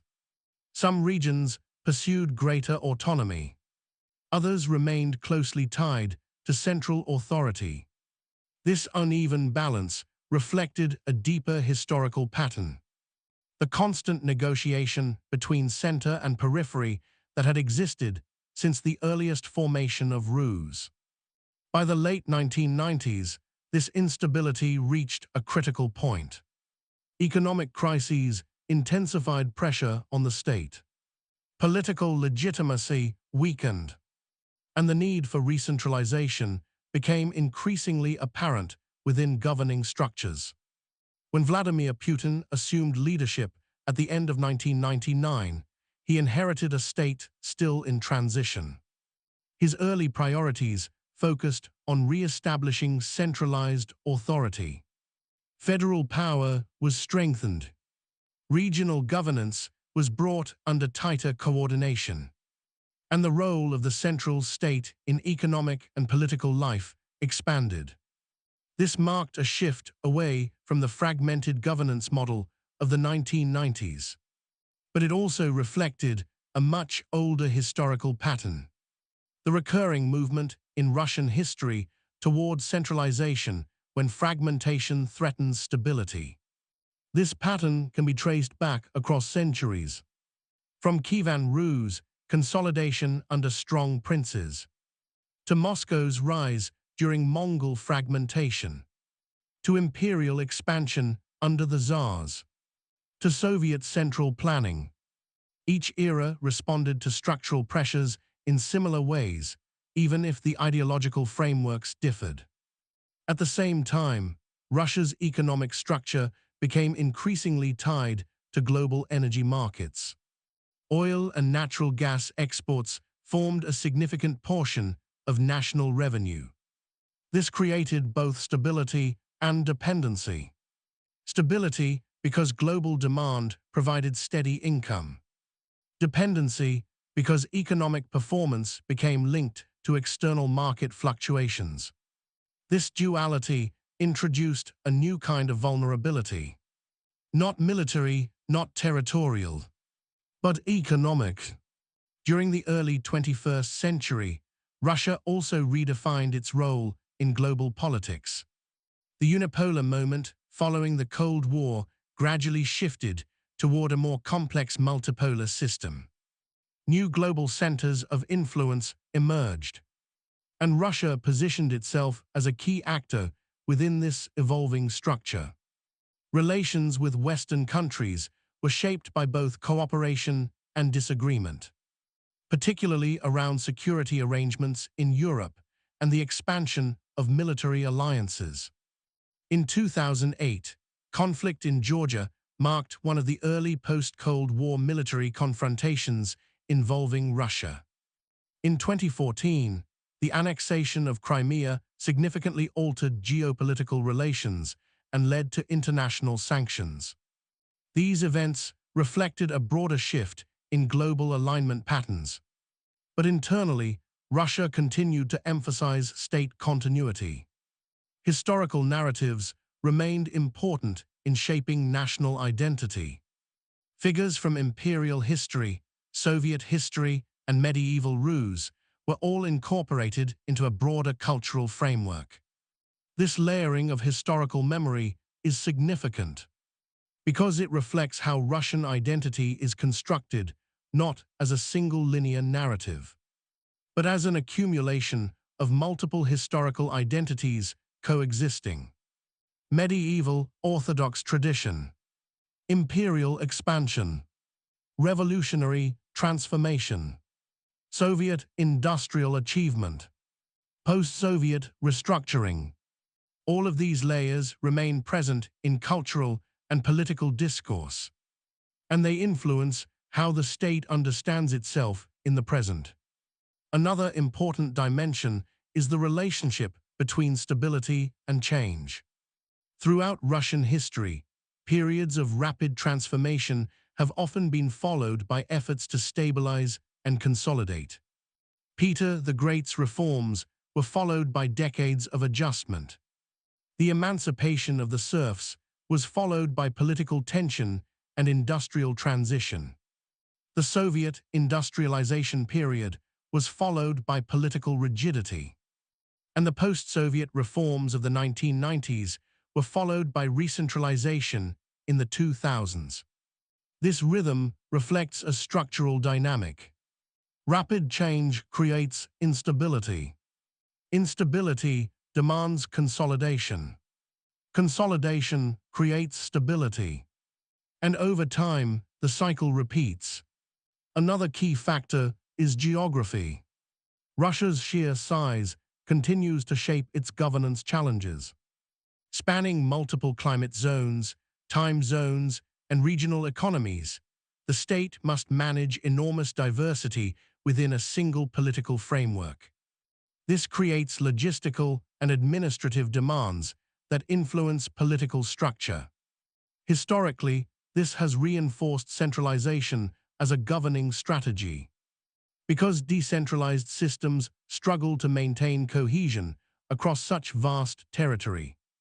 And this geographical reality has not changed. Even in the modern era, it remains a defining factor in state organization. At the same time, Russia's cultural output continues to play a global role. Literature, music, film, science, and space exploration all contribute to its international presence. The legacy of earlier historical periods remains visible in these cultural domains. From orthodox artistic traditions to Soviet scientific achievements to modern cultural production. These elements reflect continuity across transformation. So when looking at Russia today, it is not enough to view it as a single political system operating in isolation. It is the result of a long historical accumulation. Geography shaping governance. External pressure shaping internal structure. ideology shaping legitimacy, and continuity shaping identity. From early tribal networks along river systems, to the formation of Kievan Rus, to Mongol integration, to Moscow's rise, to imperial expansion, to revolutionary transformation, to Soviet centralization, to post-Soviet restructuring. Each phase builds on the last, not as replacement, but as adaptation. And that adaptation continues into the present. Because Russian history has never been static. It has always been responsive to pressure, to opportunity, to collapse, and to reconstruction. And that pattern is still active today, not as a completed story, but as an ongoing process of transformation. If Russian history has a defining feature, it is not stability. It is survival through instability. Across more than 1,000 years, the same pattern returns in different forms. Systems rise, strain, fracture, and reassemble into new structures that still carry traces of what came before. And by the time we reach the present era, this pattern is no longer subtle. It is structural memory, embedded into institutions, geography, and political culture. In the modern Russian state, this historical memory shapes how change itself is understood. Because change in Russia is rarely viewed as purely progressive or purely destructive. It is seen as cyclical, something that disrupts order, then eventually produces a new form of order.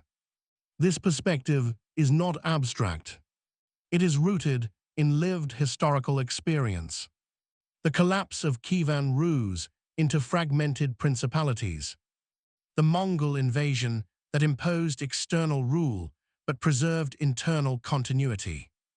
The rise of Moscow through strategic adaptation within imperial systems.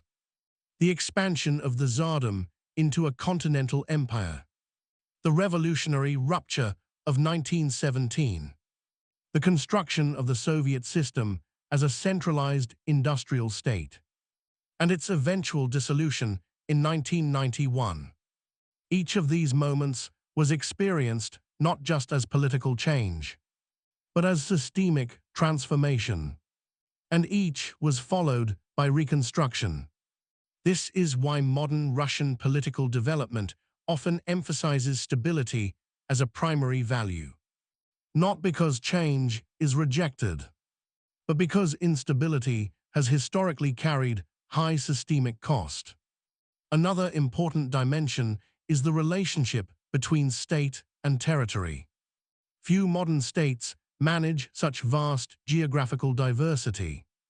From European forests and plains to Arctic regions to Siberian expanses stretching across Asia. This scale creates administrative challenges that have persisted across every historical period. Kievan Rus relied on river systems. The Mongol period relied on tribute networks. The Tsardom relied on centralized bureaucracy. The empire relied on regional governors and military administration. The Soviet Union relied on centralized planning and infrastructure networks. And the modern federation continues to balance federal and regional governance structures. Despite differences in ideology and technology, the underlying challenge remains constant. How to maintain cohesion across vast space. This is not simply a political issue.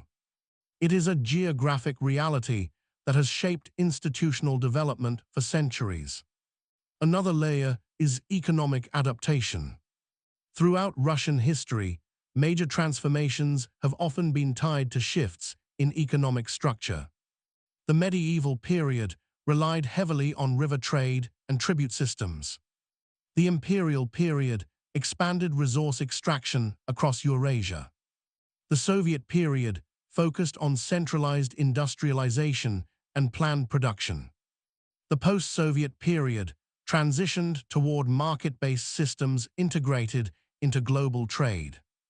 Each shift required institutional restructuring, and each created new forms of dependency and opportunity. This pattern reflects a broader theme. Economic systems in Russia have rarely been static. They have evolved in response to external pressures and internal needs. And these economic transitions often coincide with political restructuring. Because in Russian history, economics and governance are deeply interconnected. Another recurring element is the role of external perception. Throughout centuries, Russia has often been defined externally in shifting ways. As part of the European system, as a frontier civilization, as an empire bridging continents, as a revolutionary state, as a superpower, and now as a key actor in a multipolar world. These external perceptions influence diplomatic relationships, but internally they also shape identity narratives. Because Russian historical consciousness has often been formed in dialogue with external comparison. Europe, Byzantium, Asia, the West, the global system. This comparative positioning has been part of identity formation since the earliest interactions between Kievan Rus and Byzantium. Another important thread is technological adaptation. Across its history, Russia has repeatedly undergone periods of rapid technological acceleration. Peter the Great's naval and industrial reforms, 19th century railway expansion and industrialization, Soviet-era scientific advancement and space exploration, and modern developments in energy infrastructure, aerospace, and digital systems.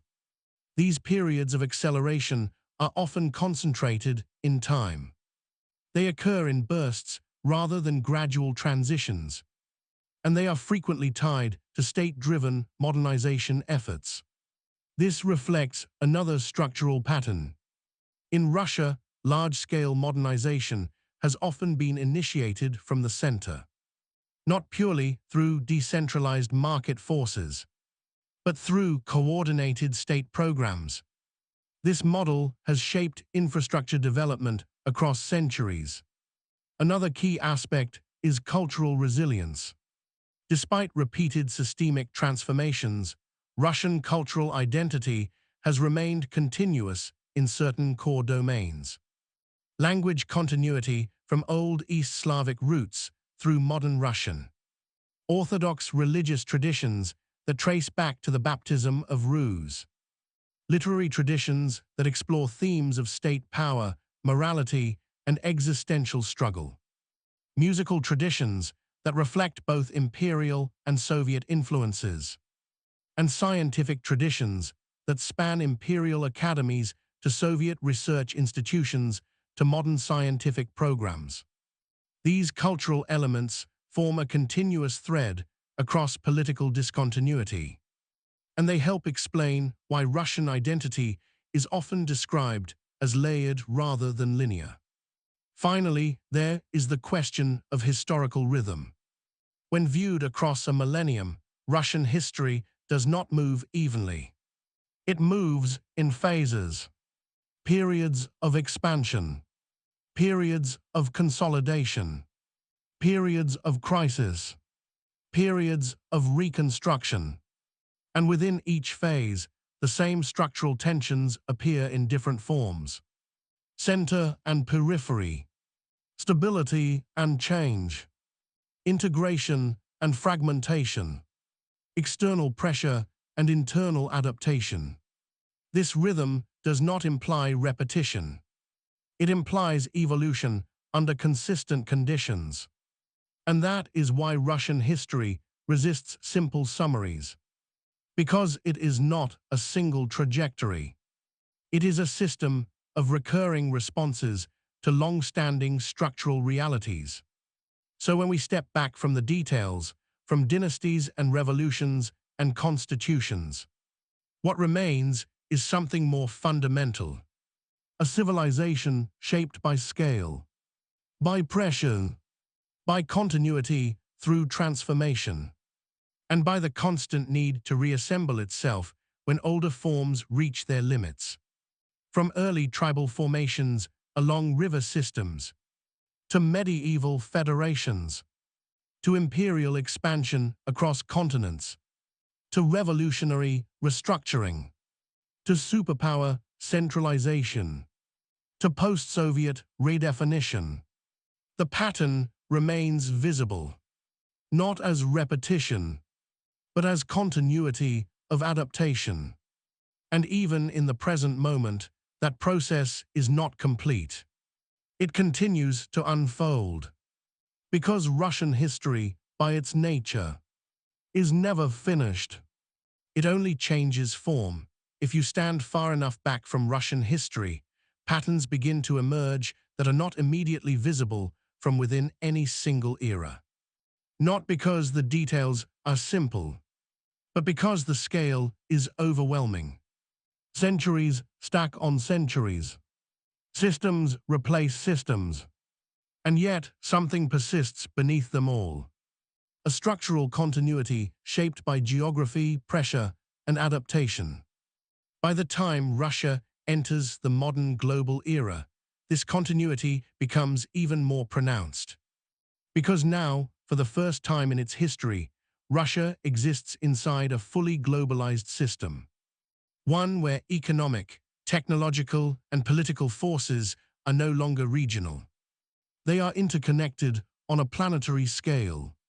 And this introduces a new kind of pressure, not just military or territorial, but systemic. The collapse of the Soviet Union had already demonstrated how internal structural strain could transform a global superpower into a transitional state almost overnight. But the aftermath of that collapse revealed something equally important. Even in disruption, core structural elements remained intact. The scale of territory did not change. The strategic importance of geography did not disappear. And the historical tendency towards centralized governance did not vanish. Instead, these elements reasserted themselves in new forms. During the post-Soviet transition period, Russia's economic system shifted from state planning to market mechanisms. But this shift was not purely linear. It involved rapid restructuring of ownership systems, privatization of state assets, integration into global financial networks, and the emergence of new economic elites. These changes created both opportunity and instability. Because systems built over decades cannot be replaced instantly without friction. Institutions adjust slower than policy, and society adjusts slower than institutions. This temporal mismatch defined much of the 1990s. At the political level, the Russian Federation adopted a constitutional framework that emphasized a strong executive branch. This structure reflected historical experience. In moments of fragmentation, centralized authority had often been used as a stabilizing force. From medieval principalities consolidating under stronger rulers, to imperial centralization, to Soviet administrative coordination. The pattern was familiar, but now it operated within a different ideological environment, one shaped by post-Cold War global dynamics. During this period, Russia's relationship with the wider world was also being redefined. The Cold War had ended, removing the bipolar structure that had defined global politics for nearly half a century. In its place, a more fluid system emerged, one in which alliances, economic partnerships, and geopolitical influence were more dynamic. Russia's position within this system was still evolving. It was no longer a superpower in the Soviet sense, but it remained a major state with significant territorial, military, and resource capacity. This created a transitional identity. neither fully integrated into Western-led institutions, nor isolated from global systems, but operating between them. In the early 2000s, a period of consolidation began. State capacity was strengthened, federal authority was reinforced, and administrative systems were restructured to improve central coordination. This phase reflected a recurring historical pattern. When fragmentation reaches a certain threshold, consolidation follows, not as ideology alone, but as structural response. Economic growth during this period was heavily influenced by global commodity markets. Energy exports became a central pillar of the economy. This created a feedback loop between global demand and domestic stability. When global prices were high, domestic revenues increased. When prices fell, fiscal pressure intensified. This linkage between external markets and internal stability became a defining feature of the modern Russian economy. At the same time, technological modernization accelerated. Infrastructure development expanded. Digital systems became more integrated into governance and commerce, and urban centers experienced renewed development. But these changes occurred within a system still shaped by historical continuity. Centralized administrative structures, strong executive governance, and regional coordination mechanisms that reflected earlier historical models. In foreign policy, Russia reasserted itself as an independent global actor. Its approach combined diplomatic engagement, economic partnerships, and strategic positioning within a multipolar world system. Relations with Western institutions remained complex, shaped by cooperation in some areas and divergence in others. Security architecture in Europe, energy dependence, and regional conflicts all contributed to this complexity. In 2014, the annexation of Crimea marked a significant geopolitical turning point. It reshaped international relations and led to long-term economic and political consequences. It also reflected broader strategic concerns about regional influence and security dynamics. From a historical perspective, this moment fits into a longer pattern. Periods of geopolitical transition often produce structural realignments, and Russia's actions in this period must be understood within that broader context of shifting global systems. Internally, Russian identity continued to draw from multiple historical layers: imperial legacy, Soviet modernization, post-Soviet transition, and pre-modern cultural traditions. These layers coexist rather than replace one another. They form a composite identity structure, and this structure influences how history is interpreted, how policy is framed, and how continuity is maintained. Another important dimension is demographic and regional diversity. Russia spans multiple ethnic groups, languages, and cultural traditions. Managing this diversity has always required institutional frameworks capable of integrating difference into a unified system.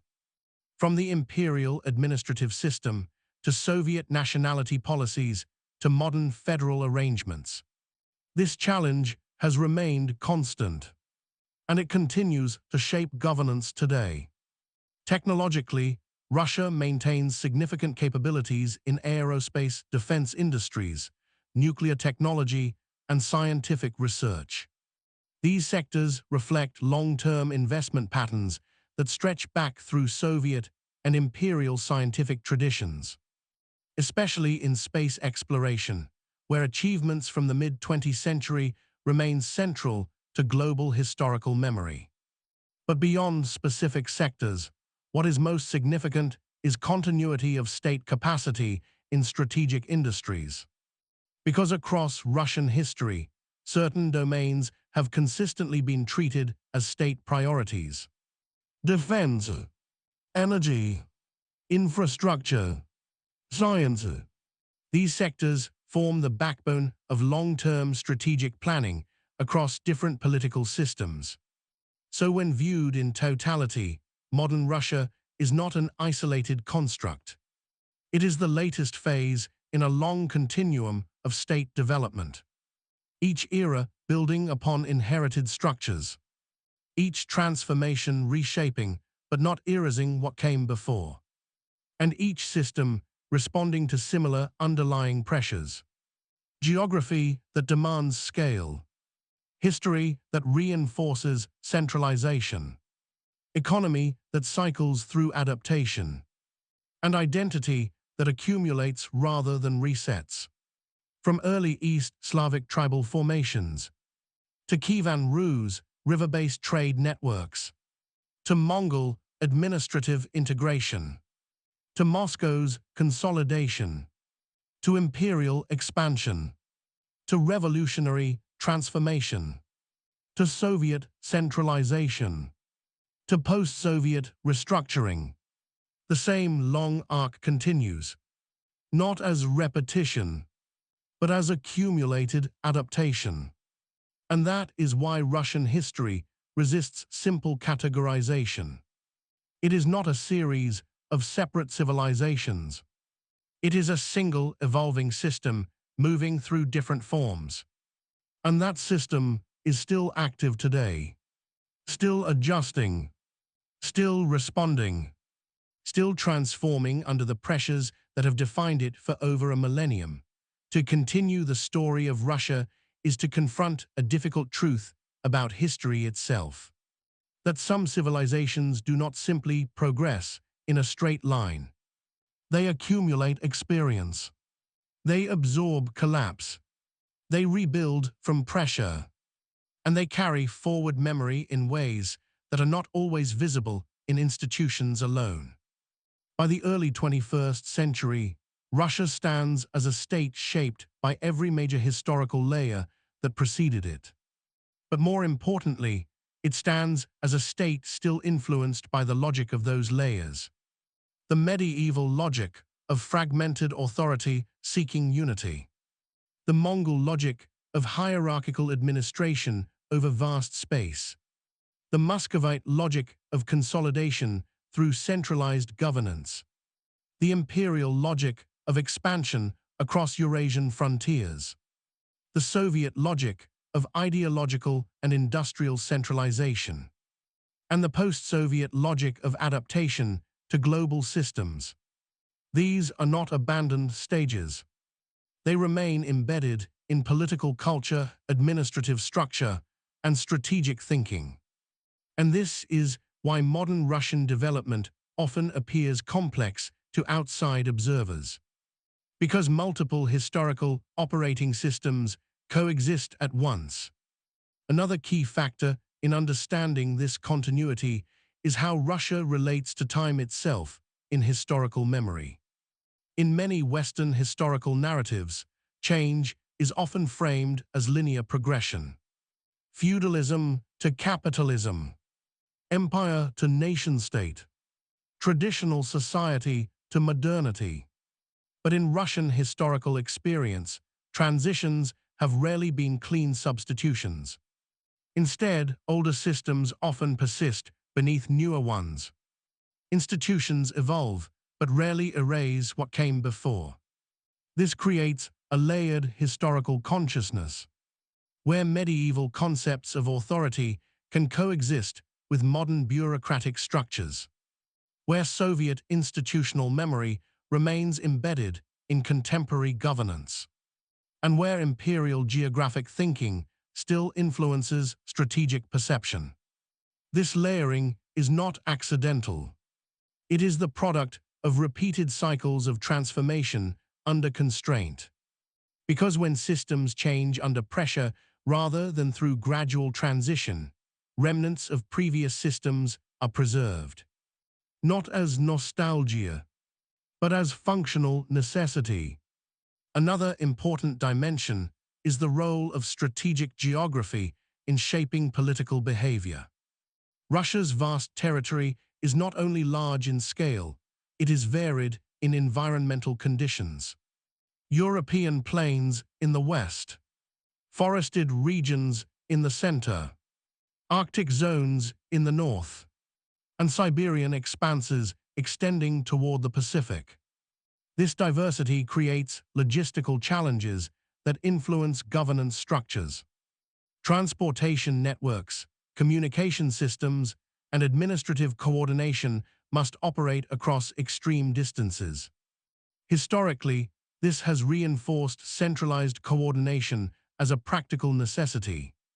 Because fragmentation across such space increases vulnerability to external pressure and internal disconnection. This geographical reality has remained constant from medieval times to the present. Even as technology has changed, the scale has not. Another persistent theme is the relationship between modernization and control. In Russian history, periods of rapid modernization have often been state-driven. Peter the Great's reforms introduced European industrial and military models through centralized direction. The late imperial period saw industrial expansion coordinated through state planning and foreign investment. The Soviet period achieved large-scale industrialization through centralized economic planning. And modern development continues to involve significant state participation in strategic sectors. This pattern reflects a consistent approach: modernization as a coordinated state process rather than purely decentralized evolution. And this approach has shaped infrastructure, industry, and scientific development across centuries. Another layer is the role of external comparison in shaping internal identity. Russia has historically defined itself in relation to external civilizational models. Byzantium in the medieval period, Western Europe in the imperial period, industrial capitalism during the 19th century, the United States during the Cold War, and the global system in the post-Soviet era. These comparisons have influenced reform movements, ideological debates, and strategic positioning. Because Russian historical identity has often been formed not in isolation, but in dialogue with external systems. Another important aspect is resilience through institutional adaptation. Across multiple collapses, from Kievan fragmentation to Soviet dissolution, Russian state structures have repeatedly reformed rather than disappeared. New systems emerge, but they often retain administrative, geographic, or cultural continuity from previous systems. This creates a form of institutional memory that is unusually deep in historical scale. For example, administrative practices developed in imperial bureaucracy influenced Soviet governance, and Soviet administrative structures influenced post-Soviet institutions. This continuity is not ideological. It is structural. Another recurring element is the role of crisis as a catalyst for transformation. Major shifts in Russian history are rarely gradual. They are often concentrated in periods of crisis. Invasions, revolutions, wars, economic collapses. These moments compress change into short periods of time. And in response, new systems are rapidly constructed. This creates historical punctuations rather than smooth transitions.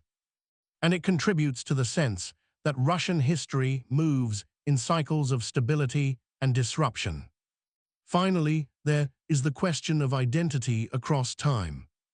Despite immense political change, certain cultural continuities persist. The importance of centralized authority, the symbolic role of the state in national identity, the integration of historical memory into modern governance, and the perception of geography as a defining factor of civilization. These elements appear repeatedly across eras. not because they are fixed, but because they are repeatedly reinforced through historical experience. So when viewed in full perspective, Russia is not a sequence of disconnected states. It is a continuous historical organism, one that changes form under pressure, but retains structural memory across transformation. From early river settlements, to medieval federations, to imperial expansion, to revolutionary restructuring, to Soviet industrial centralization, to post-Soviet reconfiguration, the same underlying dynamics continue to operate. Geography shapes scale. Pressure drives consolidation. Crisis triggers transformation. And continuity persists through change. And as long as these conditions remain, the historical pattern does not end. It continues forward, adapting, reconfiguring, evolving, just as it has for more than 1,000 years. At this stage in the long arc of Russian history, something subtle becomes clear. The story is no longer about individual empires or leaders. It is about continuity of structure beneath changing names. Because whether the system is called Kievan Rus, the Tsardom, the Russian Empire, the Soviet Union, or the Russian Federation, the underlying challenge has remained remarkably consistent. How to organize vast space under conditions of internal diversity and external pressure. This is the thread that runs uninterrupted through 1,000 years of transformation. And by the modern era, that thread has become the foundation of national experience itself. One of the most important consequences of this long historical process is the persistence of centralized governance as a recurring solution to instability. In moments of fragmentation, authority tends to concentrate. In moments of external pressure, coordination intensifies. In moments of systemic crisis, institutions are rebuilt around stronger central control. This pattern is visible across eras. After Kievan fragmentation, Moscow rises as a consolidating center. After Mongol dominance weakens, the Tsardom strengthens central authority. After imperial strain and World War I, the Soviet system emerges as a highly centralized structure. After post-Soviet fragmentation, the modern state recentralizes administrative power. Each transition is different in ideology and context, but similar in structural response. Another key continuity is the relationship between state and identity.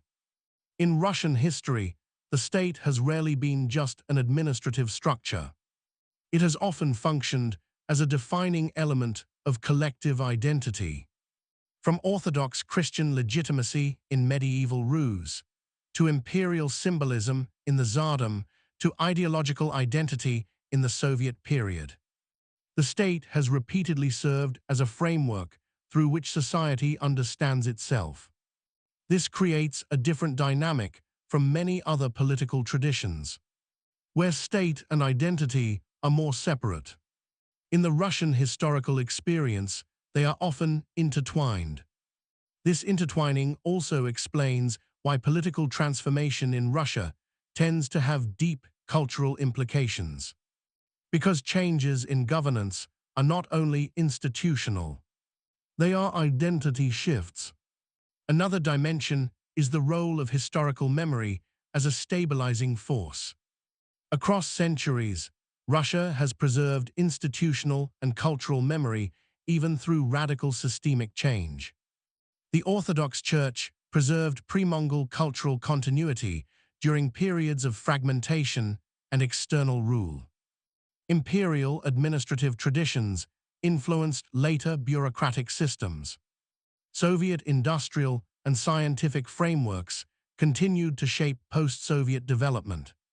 This accumulation of memory creates continuity across disruption. And it means that historical change in Russia often involves reinterpretation rather than replacement. Old systems are not fully discarded. They are integrated into new frameworks in adapted form. Another important pattern is the relationship between territory and strategic thinking. Because of its geographic scale, Russia has historically developed a strategic worldview shaped by depth. Distance functions as protection. Space functions as buffer. Expansion functions as security. This logic can be traced across centuries, from medieval buffer zones against steppe incursions, to imperial expansion into Central Asia, to Soviet-era Eastern European security architecture, and into modern geopolitical considerations. While the context changes, the underlying spatial logic remains consistent. Another recurring feature is the tension between modernization and stability. Rapid modernization has often produced internal strain.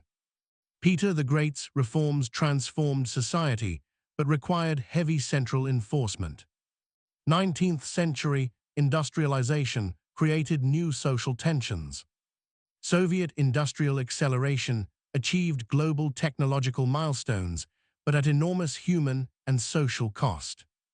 Post-Soviet economic transition created volatility alongside integration into global markets.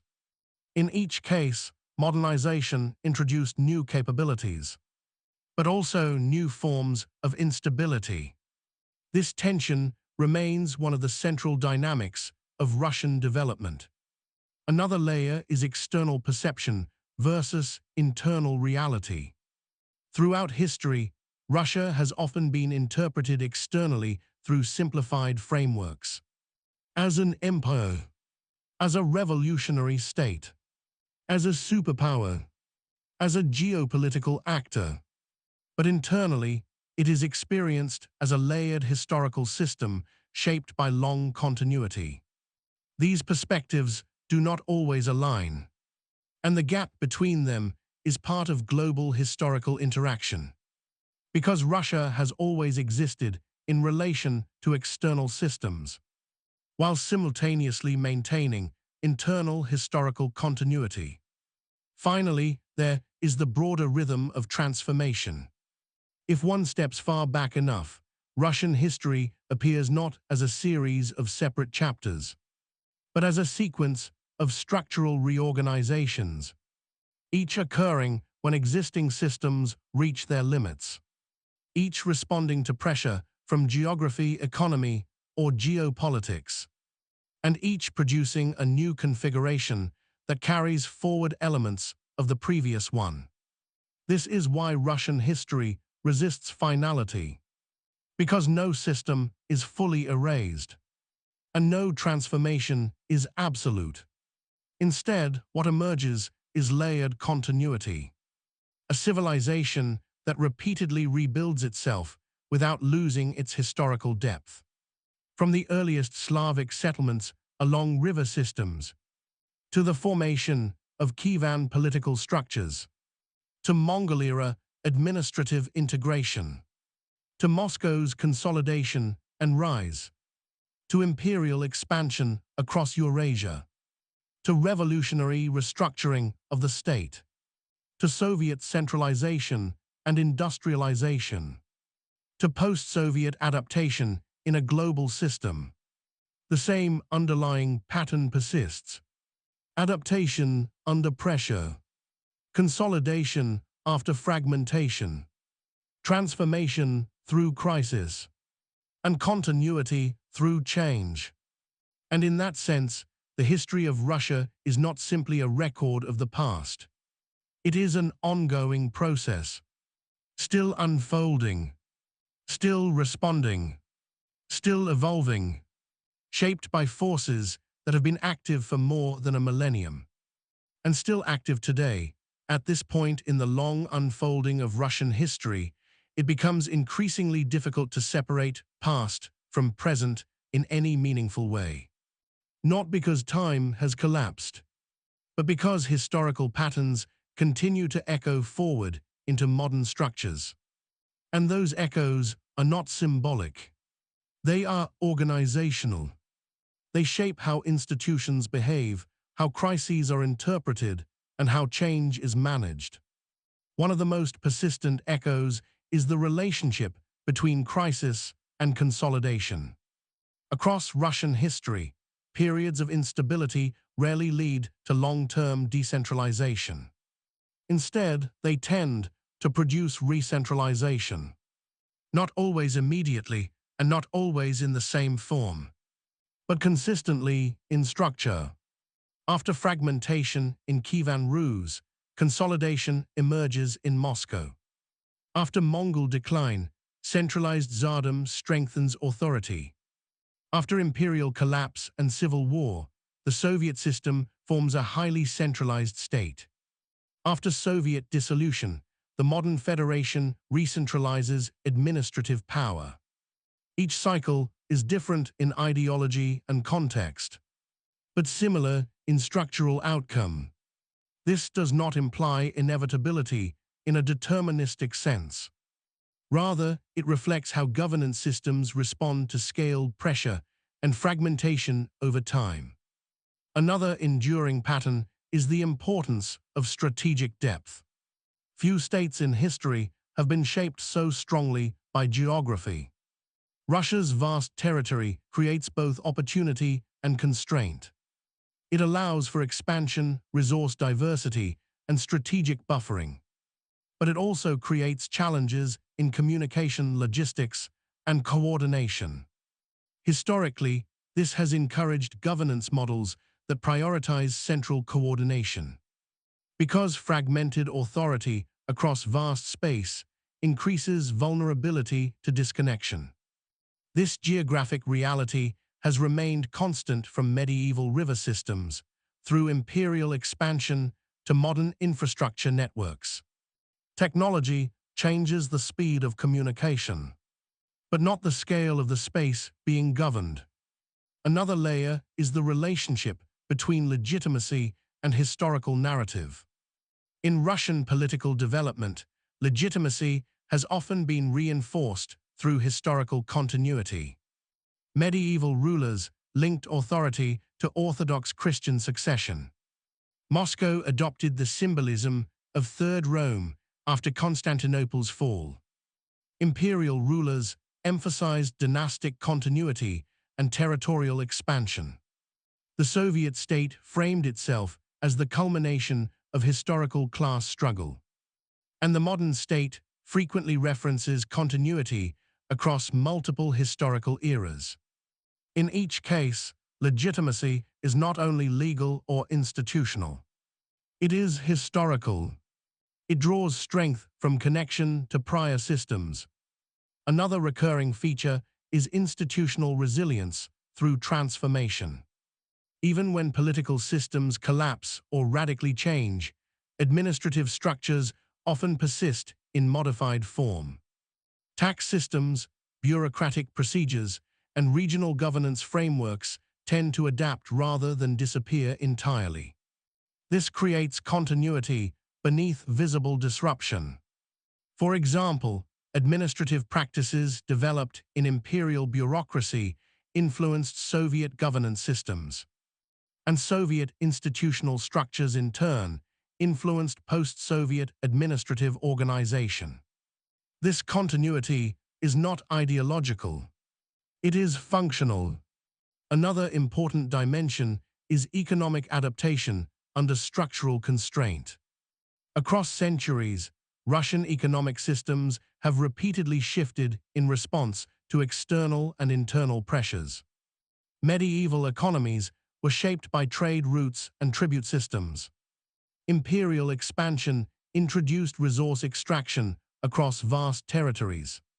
Soviet central planning reorganized production on a national scale. Post-Soviet reforms introduced market mechanisms integrated into global systems. Each transition required restructuring of production, distribution, and resource allocation. And each created new forms of dependency and adjustment. Another consistent theme is the role of external systems in shaping internal reform. Russian modernization has often been influenced by comparison with external models. Byzantine administrative and religious systems influenced early state formation. Western European industrialization influenced imperial reforms. Cold War competition accelerated Soviet technological development. Global economic integration influenced post-Soviet restructuring. External systems do not simply affect Russia from the outside. They act as reference points for internal transformation. Another structural continuity is the tension between expansion and consolidation. At multiple points in history, Russia has expanded territorially across Eurasia. But expansion has always required subsequent consolidation. Without internal integration, expansion becomes difficult to sustain. This pattern appears in imperial administration of Siberia and Central Asia, in Soviet management of Eastern Europe, and in broader strategic approaches to regional influence. Expansion and consolidation operate as alternating phases rather than separate processes. Another dimension is cultural continuity across political discontinuity. Despite radical transformations in governance systems, cultural elements persist across eras. The Russian language maintains continuity from early East Slavic roots. Orthodox religious tradition remains a foundational cultural influence. Literary and artistic traditions developed in the imperial period continue to shape global cultural heritage. Soviet-era scientific and technological achievements remain embedded in modern scientific institutions. This cultural continuity provides a stable identity framework across political change. Finally, there is the question of historical rhythm. When viewed across a millennium, Russian history does not unfold as a linear progression toward a fixed endpoint. It moves in phases shaped by structural pressures. Periods of fragmentation, periods of consolidation, periods of expansion, periods of crisis, and periods of reconstruction. Each phase produces new institutional forms, but rarely erases what came before. Instead, previous systems are absorbed into new configurations, and this accumulation creates layered continuity. So when viewed from the widest perspective, Russia is not best understood as a sequence of separate states. It is better understood as a continuous system of adaptation, one that responds repeatedly to similar structural challenges. Geographic scale, external pressure, internal diversity, economic transformation, and ideological reconfiguration. From early river settlements to medieval federations, to Mongol administrative integration, to Muscovite consolidation, to imperial expansion, to revolutionary transformation, to Soviet centralization, to post-Soviet restructuring, the same underlying dynamics persist, not as repetition, but as continuity of response. And in that sense, Russian history is not closed. It remains open, still evolving under the same forces that shaped it from the beginning. Still adapting, still reorganizing, still in motion. At the deepest level of Russian historical development, what persists is not any single government, ideology, or territorial configuration. It is a long-term structural relationship between space, power, and adaptation. And by this stage in the historical arc, that relationship has been tested across nearly every possible condition. Invasion and fragmentation, imperial expansion and overextension, revolution and collapse, centralization and reconstruction, global integration, and geopolitical competition. Each phase adds another layer to the same underlying system. One of the most important ways to understand this continuity is through institutional adaptation over time. Institutions in Russia rarely disappear completely. They transform, absorb, and reconfigure. The administrative logic of earlier systems often survives inside later ones. For example, the imperial bureaucracy developed under the Tsars did not vanish after 1917. It was reorganized into Soviet administrative structures, and many Soviet administrative frameworks later influenced post-Soviet governance systems. This creates a phenomenon where institutional memory outlasts political ideology, meaning that even when governments change, operational logic can remain partially continuous.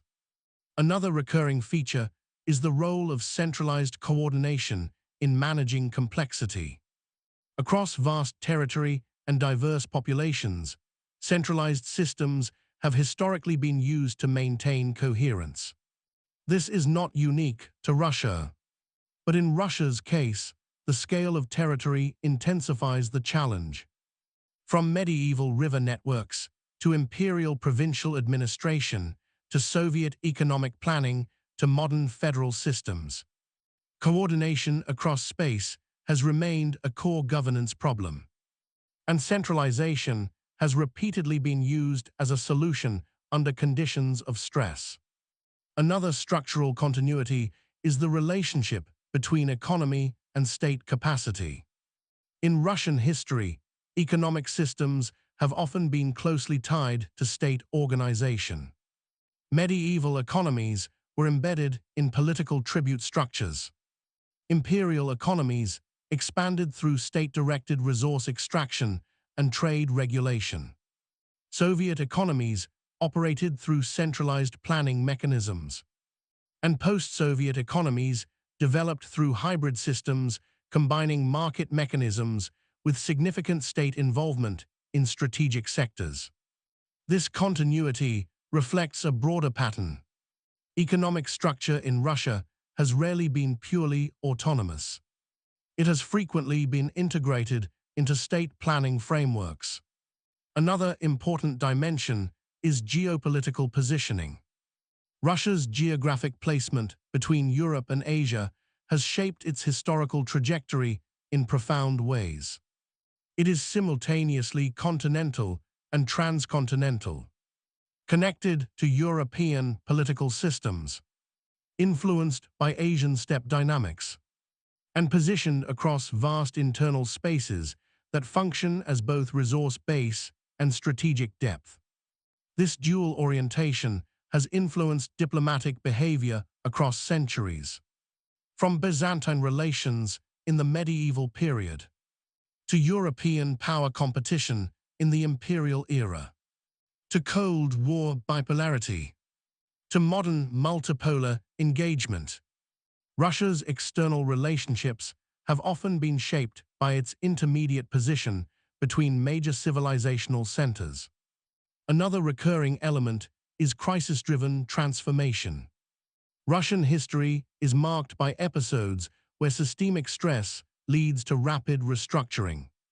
The Mongol invasions, the Time of Troubles, the Napoleonic Wars, the First World War and Revolution, the collapse of the Soviet Union. Each represents a moment where existing systems reached limits and were replaced or reorganized. But importantly, these transformations do not erase continuity. They reorganize it, which is why new systems often carry structural elements of previous ones. Another layer is cultural integration across time. Despite political discontinuity, cultural continuity remains strong. The Orthodox tradition provides a long historical anchor dating back to Kievan Rus. Literary and philosophical traditions developed in the imperial period continue to influence global thought.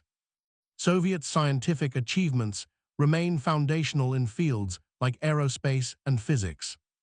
And modern cultural production continues to draw on all of these layers simultaneously. This cultural layering creates a complex identity structure, not linear but cumulative. Another important theme is the balance between openness and insulation. At different times in its history, Russia has oscillated between integration with external systems and periods of relative isolation. Kievan Rus was integrated into trade networks linking Scandinavia and Byzantium. The Mongol period created a Eurasian administrative system with broad connectivity. The imperial period engaged deeply with European diplomacy and culture. The Soviet period established an alternative global ideological system. And the post-Soviet period re-engaged with global markets and institutions while maintaining strategic independence. This oscillation reflects a structural tension between external engagement and internal consolidation. Finally, there is the long historical rhythm that emerges when viewing Russian history at maximum scale. It is not a straight progression.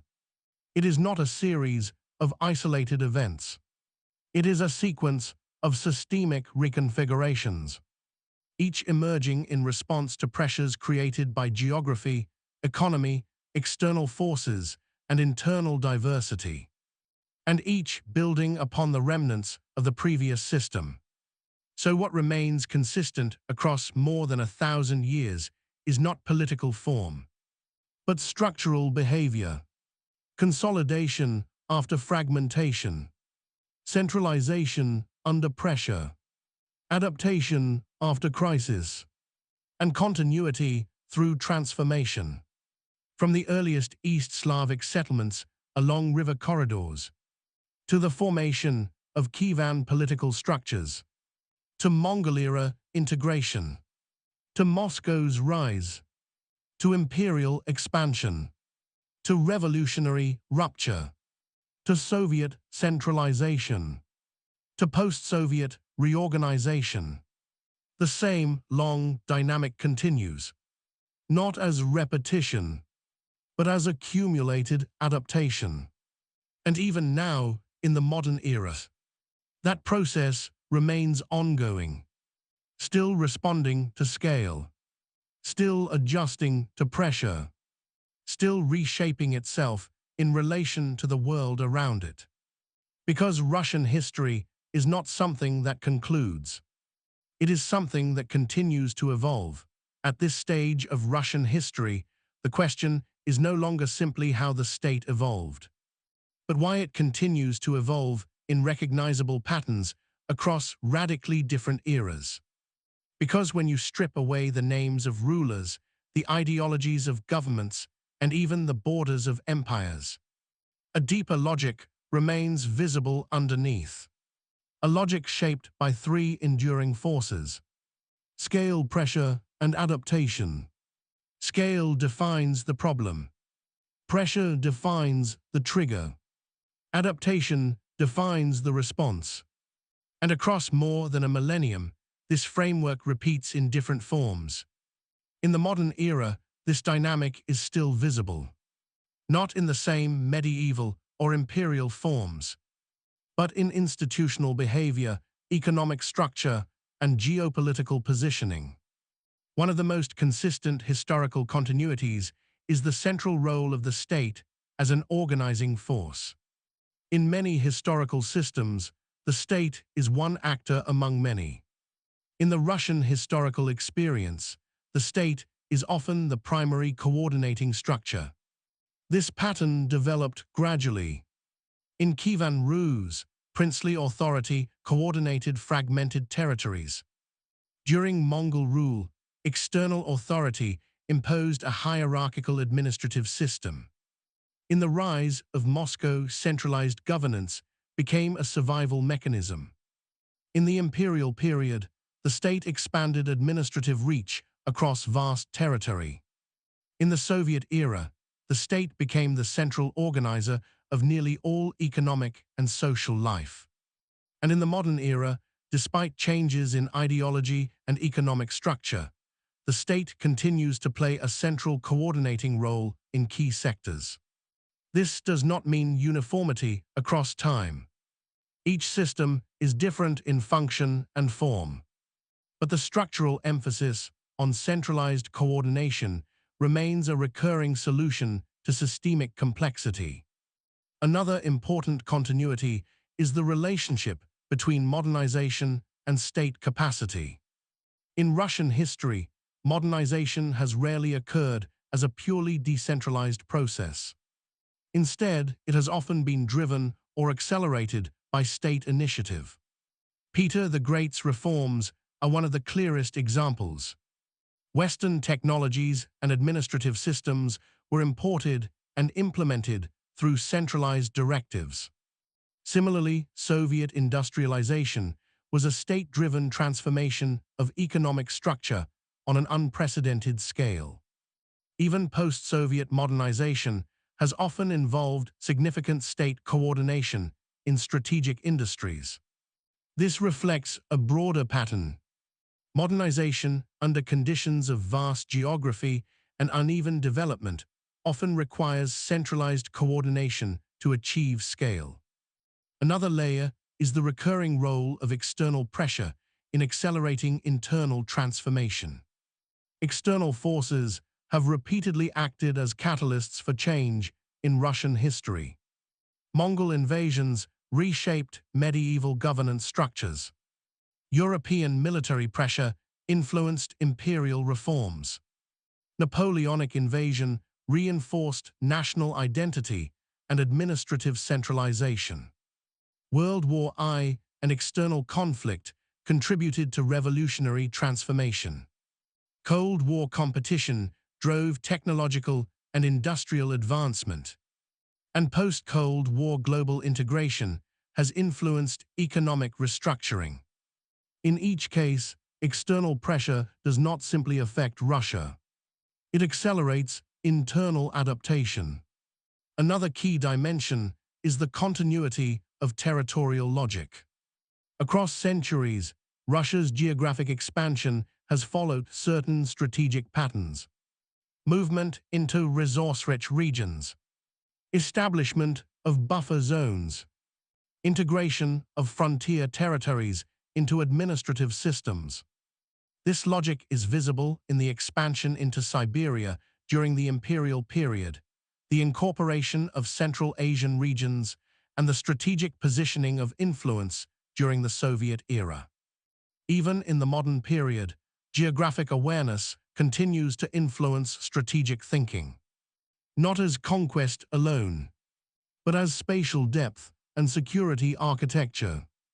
Another important theme is the resilience of administrative systems across political change.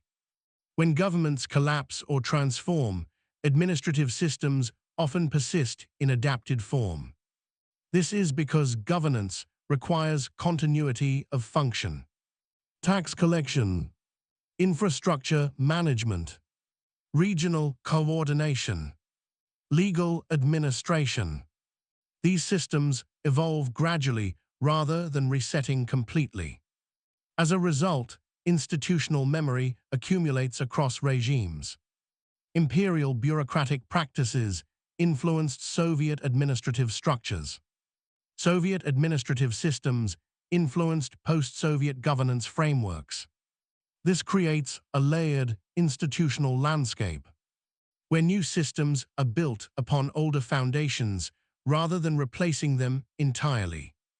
Another continuity is the cultural synthesis of identity across time. Russian cultural identity is not anchored in a single historical moment. It is an accumulation of multiple eras. Medieval Orthodox tradition provides spiritual and cultural continuity. Imperial literature and philosophy contribute intellectual depth. Soviet scientific and artistic achievements contribute technological and cultural legacy. Modern cultural production integrates all of these layers into contemporary identity. This creates a multi-temporal cultural structure, where different historical periods remain active within collective memory. Another recurring pattern is the tension between openness and consolidation. Russian history alternates between periods of external engagement and internal consolidation. Kievan Rus was deeply integrated into Eurasian trade networks. The Mongol period created a continental administrative system. The imperial period engaged extensively with European politics and culture. The Soviet period constructed an alternative global ideological system. The post-Soviet period re-engaged with global markets and institutions while maintaining strategic independence.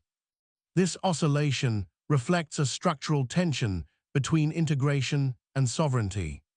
Finally, there is the broader rhythm of transformation.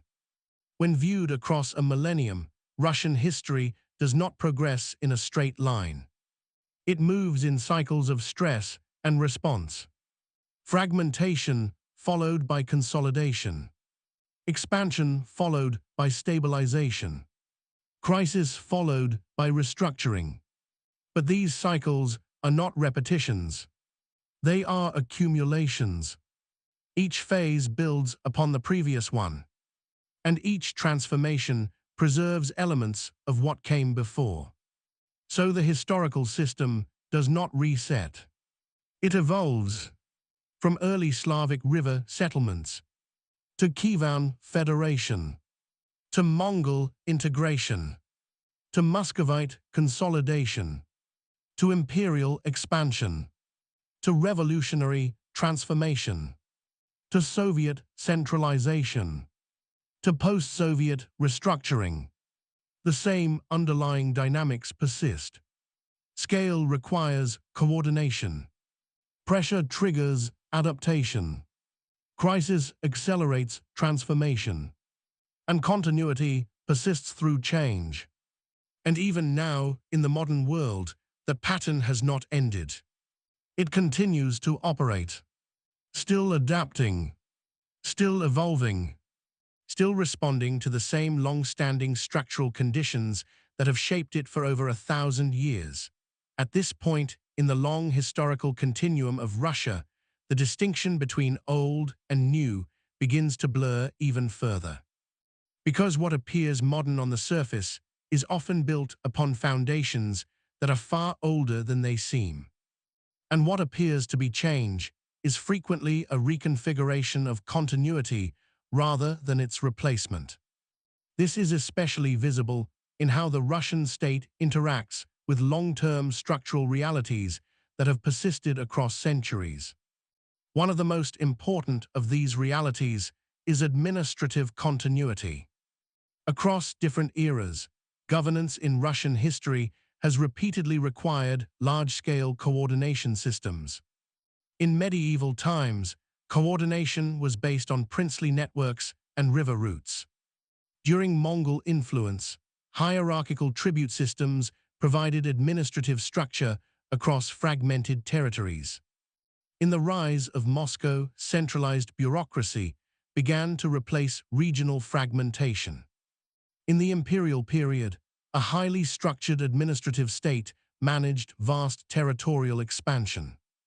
In the Soviet period, centralized planning extended this logic into nearly every aspect of economic and social organization. And in the modern era, administrative systems continue to play a central role in managing complexity across a vast federation. What changes over time is not the need for coordination, but the method by which coordination is achieved. Another major continuity is the importance of infrastructure as a binding force. In Russian history, infrastructure has never been merely technical. It has been political.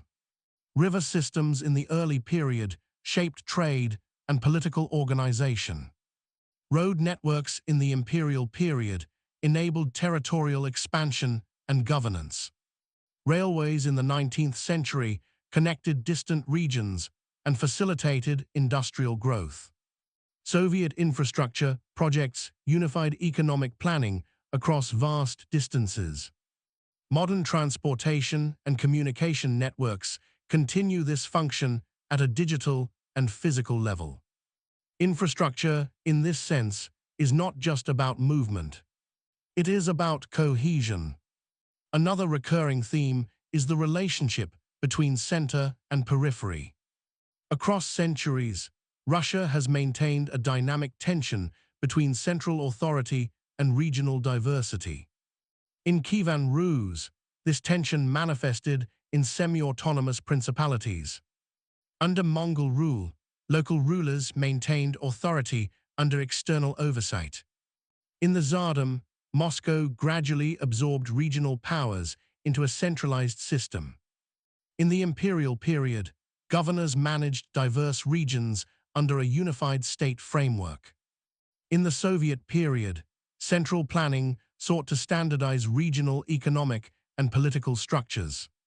And in the modern era, federal systems continue to manage this balance. This tension does not disappear. It evolves. Another key continuity is the role of historical narrative in shaping legitimacy. In Russian political development, legitimacy is often reinforced through historical continuity rather than rupture alone. The idea of succession from earlier systems appears repeatedly. Moscow as the successor to Kiev. The Tsardom as a continuation of orthodox imperial tradition. The Soviet Union as a revolutionary transformation of historical material conditions. And the modern state as a continuation of both imperial and Soviet legacies in different forms. These narratives are not simply symbolic. They are part of how political continuity is structured. Another dimension is economic adaptation under long-term constraint.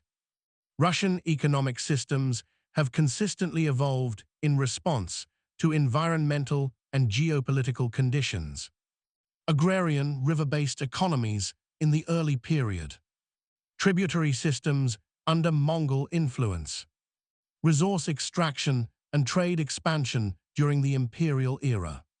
Centralized industrial planning during the Soviet period. And diversified resource and market integration in the modern era. Each system reflects adaptation to scale and external conditions. But each also reflects continuity in the importance of state involvement in economic organization.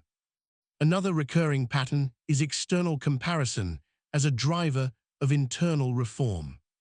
Russian development has often been shaped in relation to external models. Byzantine administrative and religious structures influenced early state formation. Western European military and industrial systems influenced imperial reforms. Cold War competition accelerated Soviet technological development. Global economic integration influenced post-Soviet restructuring. External systems function as reference points, not as templates, but as pressures for adaptation. Another important continuity is cultural resilience across political transformation. Despite repeated systemic change, cultural identity in Russia has maintained long-term continuity. Language remains one of the most stable elements across centuries. Religious traditions maintain deep historical continuity from medieval origins. Literary and artistic traditions continue to shape global cultural heritage. Scientific traditions established in imperial and Soviet periods remain influential in modern research. This cultural continuity creates a long-term identity framework that persists beyond political change. Finally, there is the underlying rhythm of Russian historical development. When viewed at the broadest scale, history does not appear as a sequence of isolated events. It appears as a layered system of transformation. each layer responding to constraints inherited from the previous one. Each transformation producing new structures that retain elements of earlier systems, and each crisis acting as a catalyst for reorganization rather than complete replacement. So the historical system does not reset. It accumulates, from early Slavic settlements to Kievan Federation, to Mongol administrative integration, to Muscovite consolidation, to imperial expansion, to revolutionary restructuring, to Soviet centralization, to post-Soviet transformation. The same underlying dynamics persist. Scale demands coordination. Pressure triggers adaptation. Crisis accelerates transformation. And continuity persists through change. And even in the present moment, that process is not complete. It remains active, still adjusting, still evolving, still responding to the long historical forces that have shaped it for more than 1,000 years. At the farthest reach of this historical journey, what remains is not a conclusion in the traditional sense, but a perspective shift. Because Russian history, when viewed across its full span, is not a sequence of finished eras. It is a continuous process of reconfiguration under enduring constraints. And those constraints have not fundamentally changed. They have only changed expression. Geography still demands scale. Territory still demands coordination. Diversity still demands integration. And external pressures still shape internal adaptation. These are the structural constants beneath every political transformation.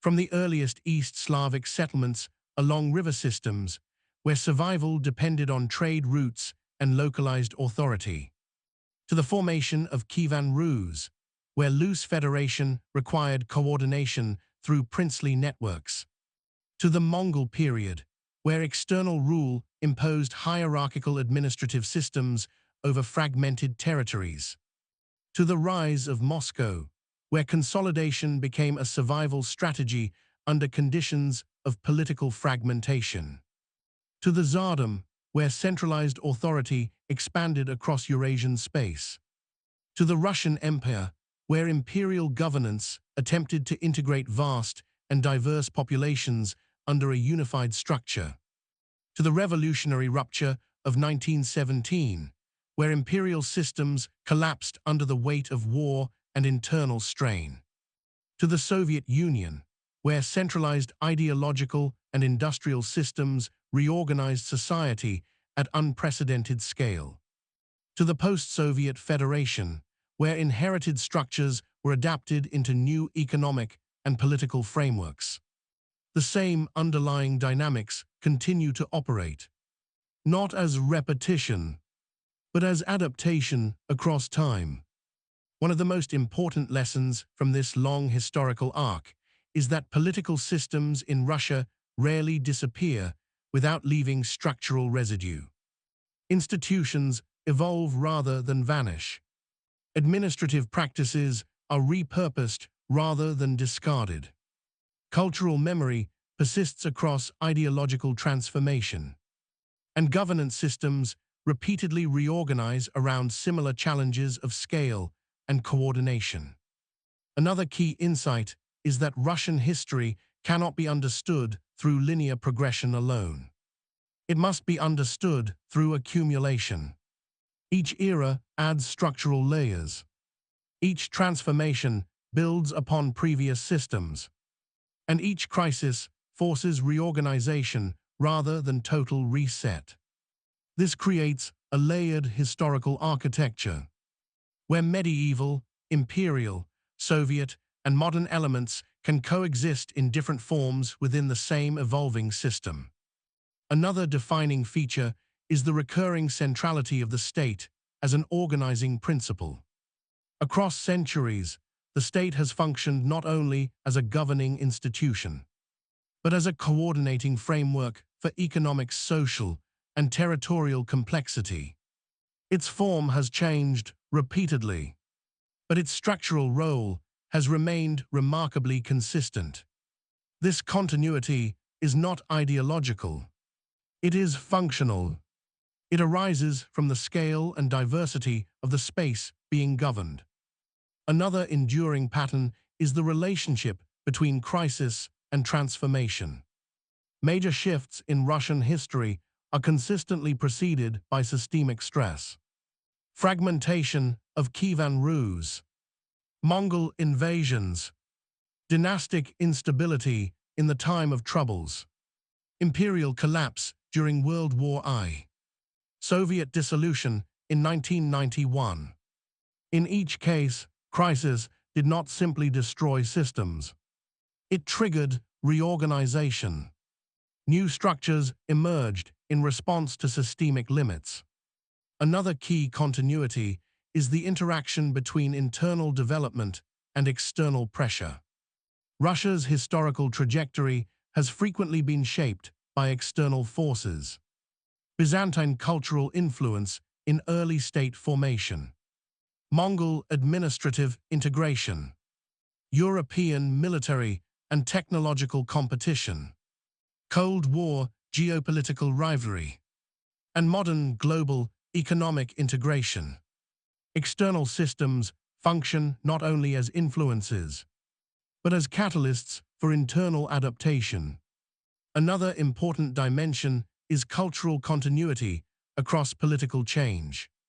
Despite dramatic shifts in governance systems, cultural identity has maintained long-term coherence. Language continuity from early Slavic origins, religious traditions rooted in medieval orthodoxy, literary and philosophical traditions spanning imperial and modern eras, scientific and technological achievements across Soviet and post-Soviet periods.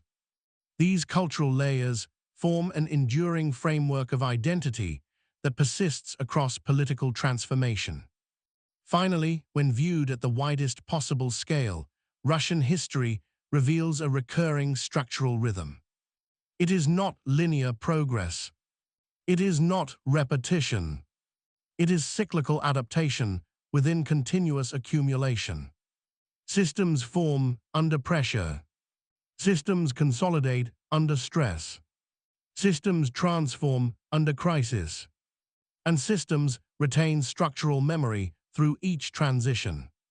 From river-based settlements, to medieval federation, to Mongol integration, to Muscovite centralization, to imperial expansion, to revolutionary restructuring, to Soviet centralization, to post-Soviet transformation. The same logic persists. Scale demands coordination. Pressure triggers adaptation. Crisis accelerates transformation. And continuity persists through change. And even now, this process is not complete. It continues to unfold in real time, still adapting to global conditions, still reorganizing internal structures, still evolving in response to long-standing historical forces. Because Russian history, at its deepest level, is not a finished narrative. It is an ongoing system of transformation, and it remains in motion.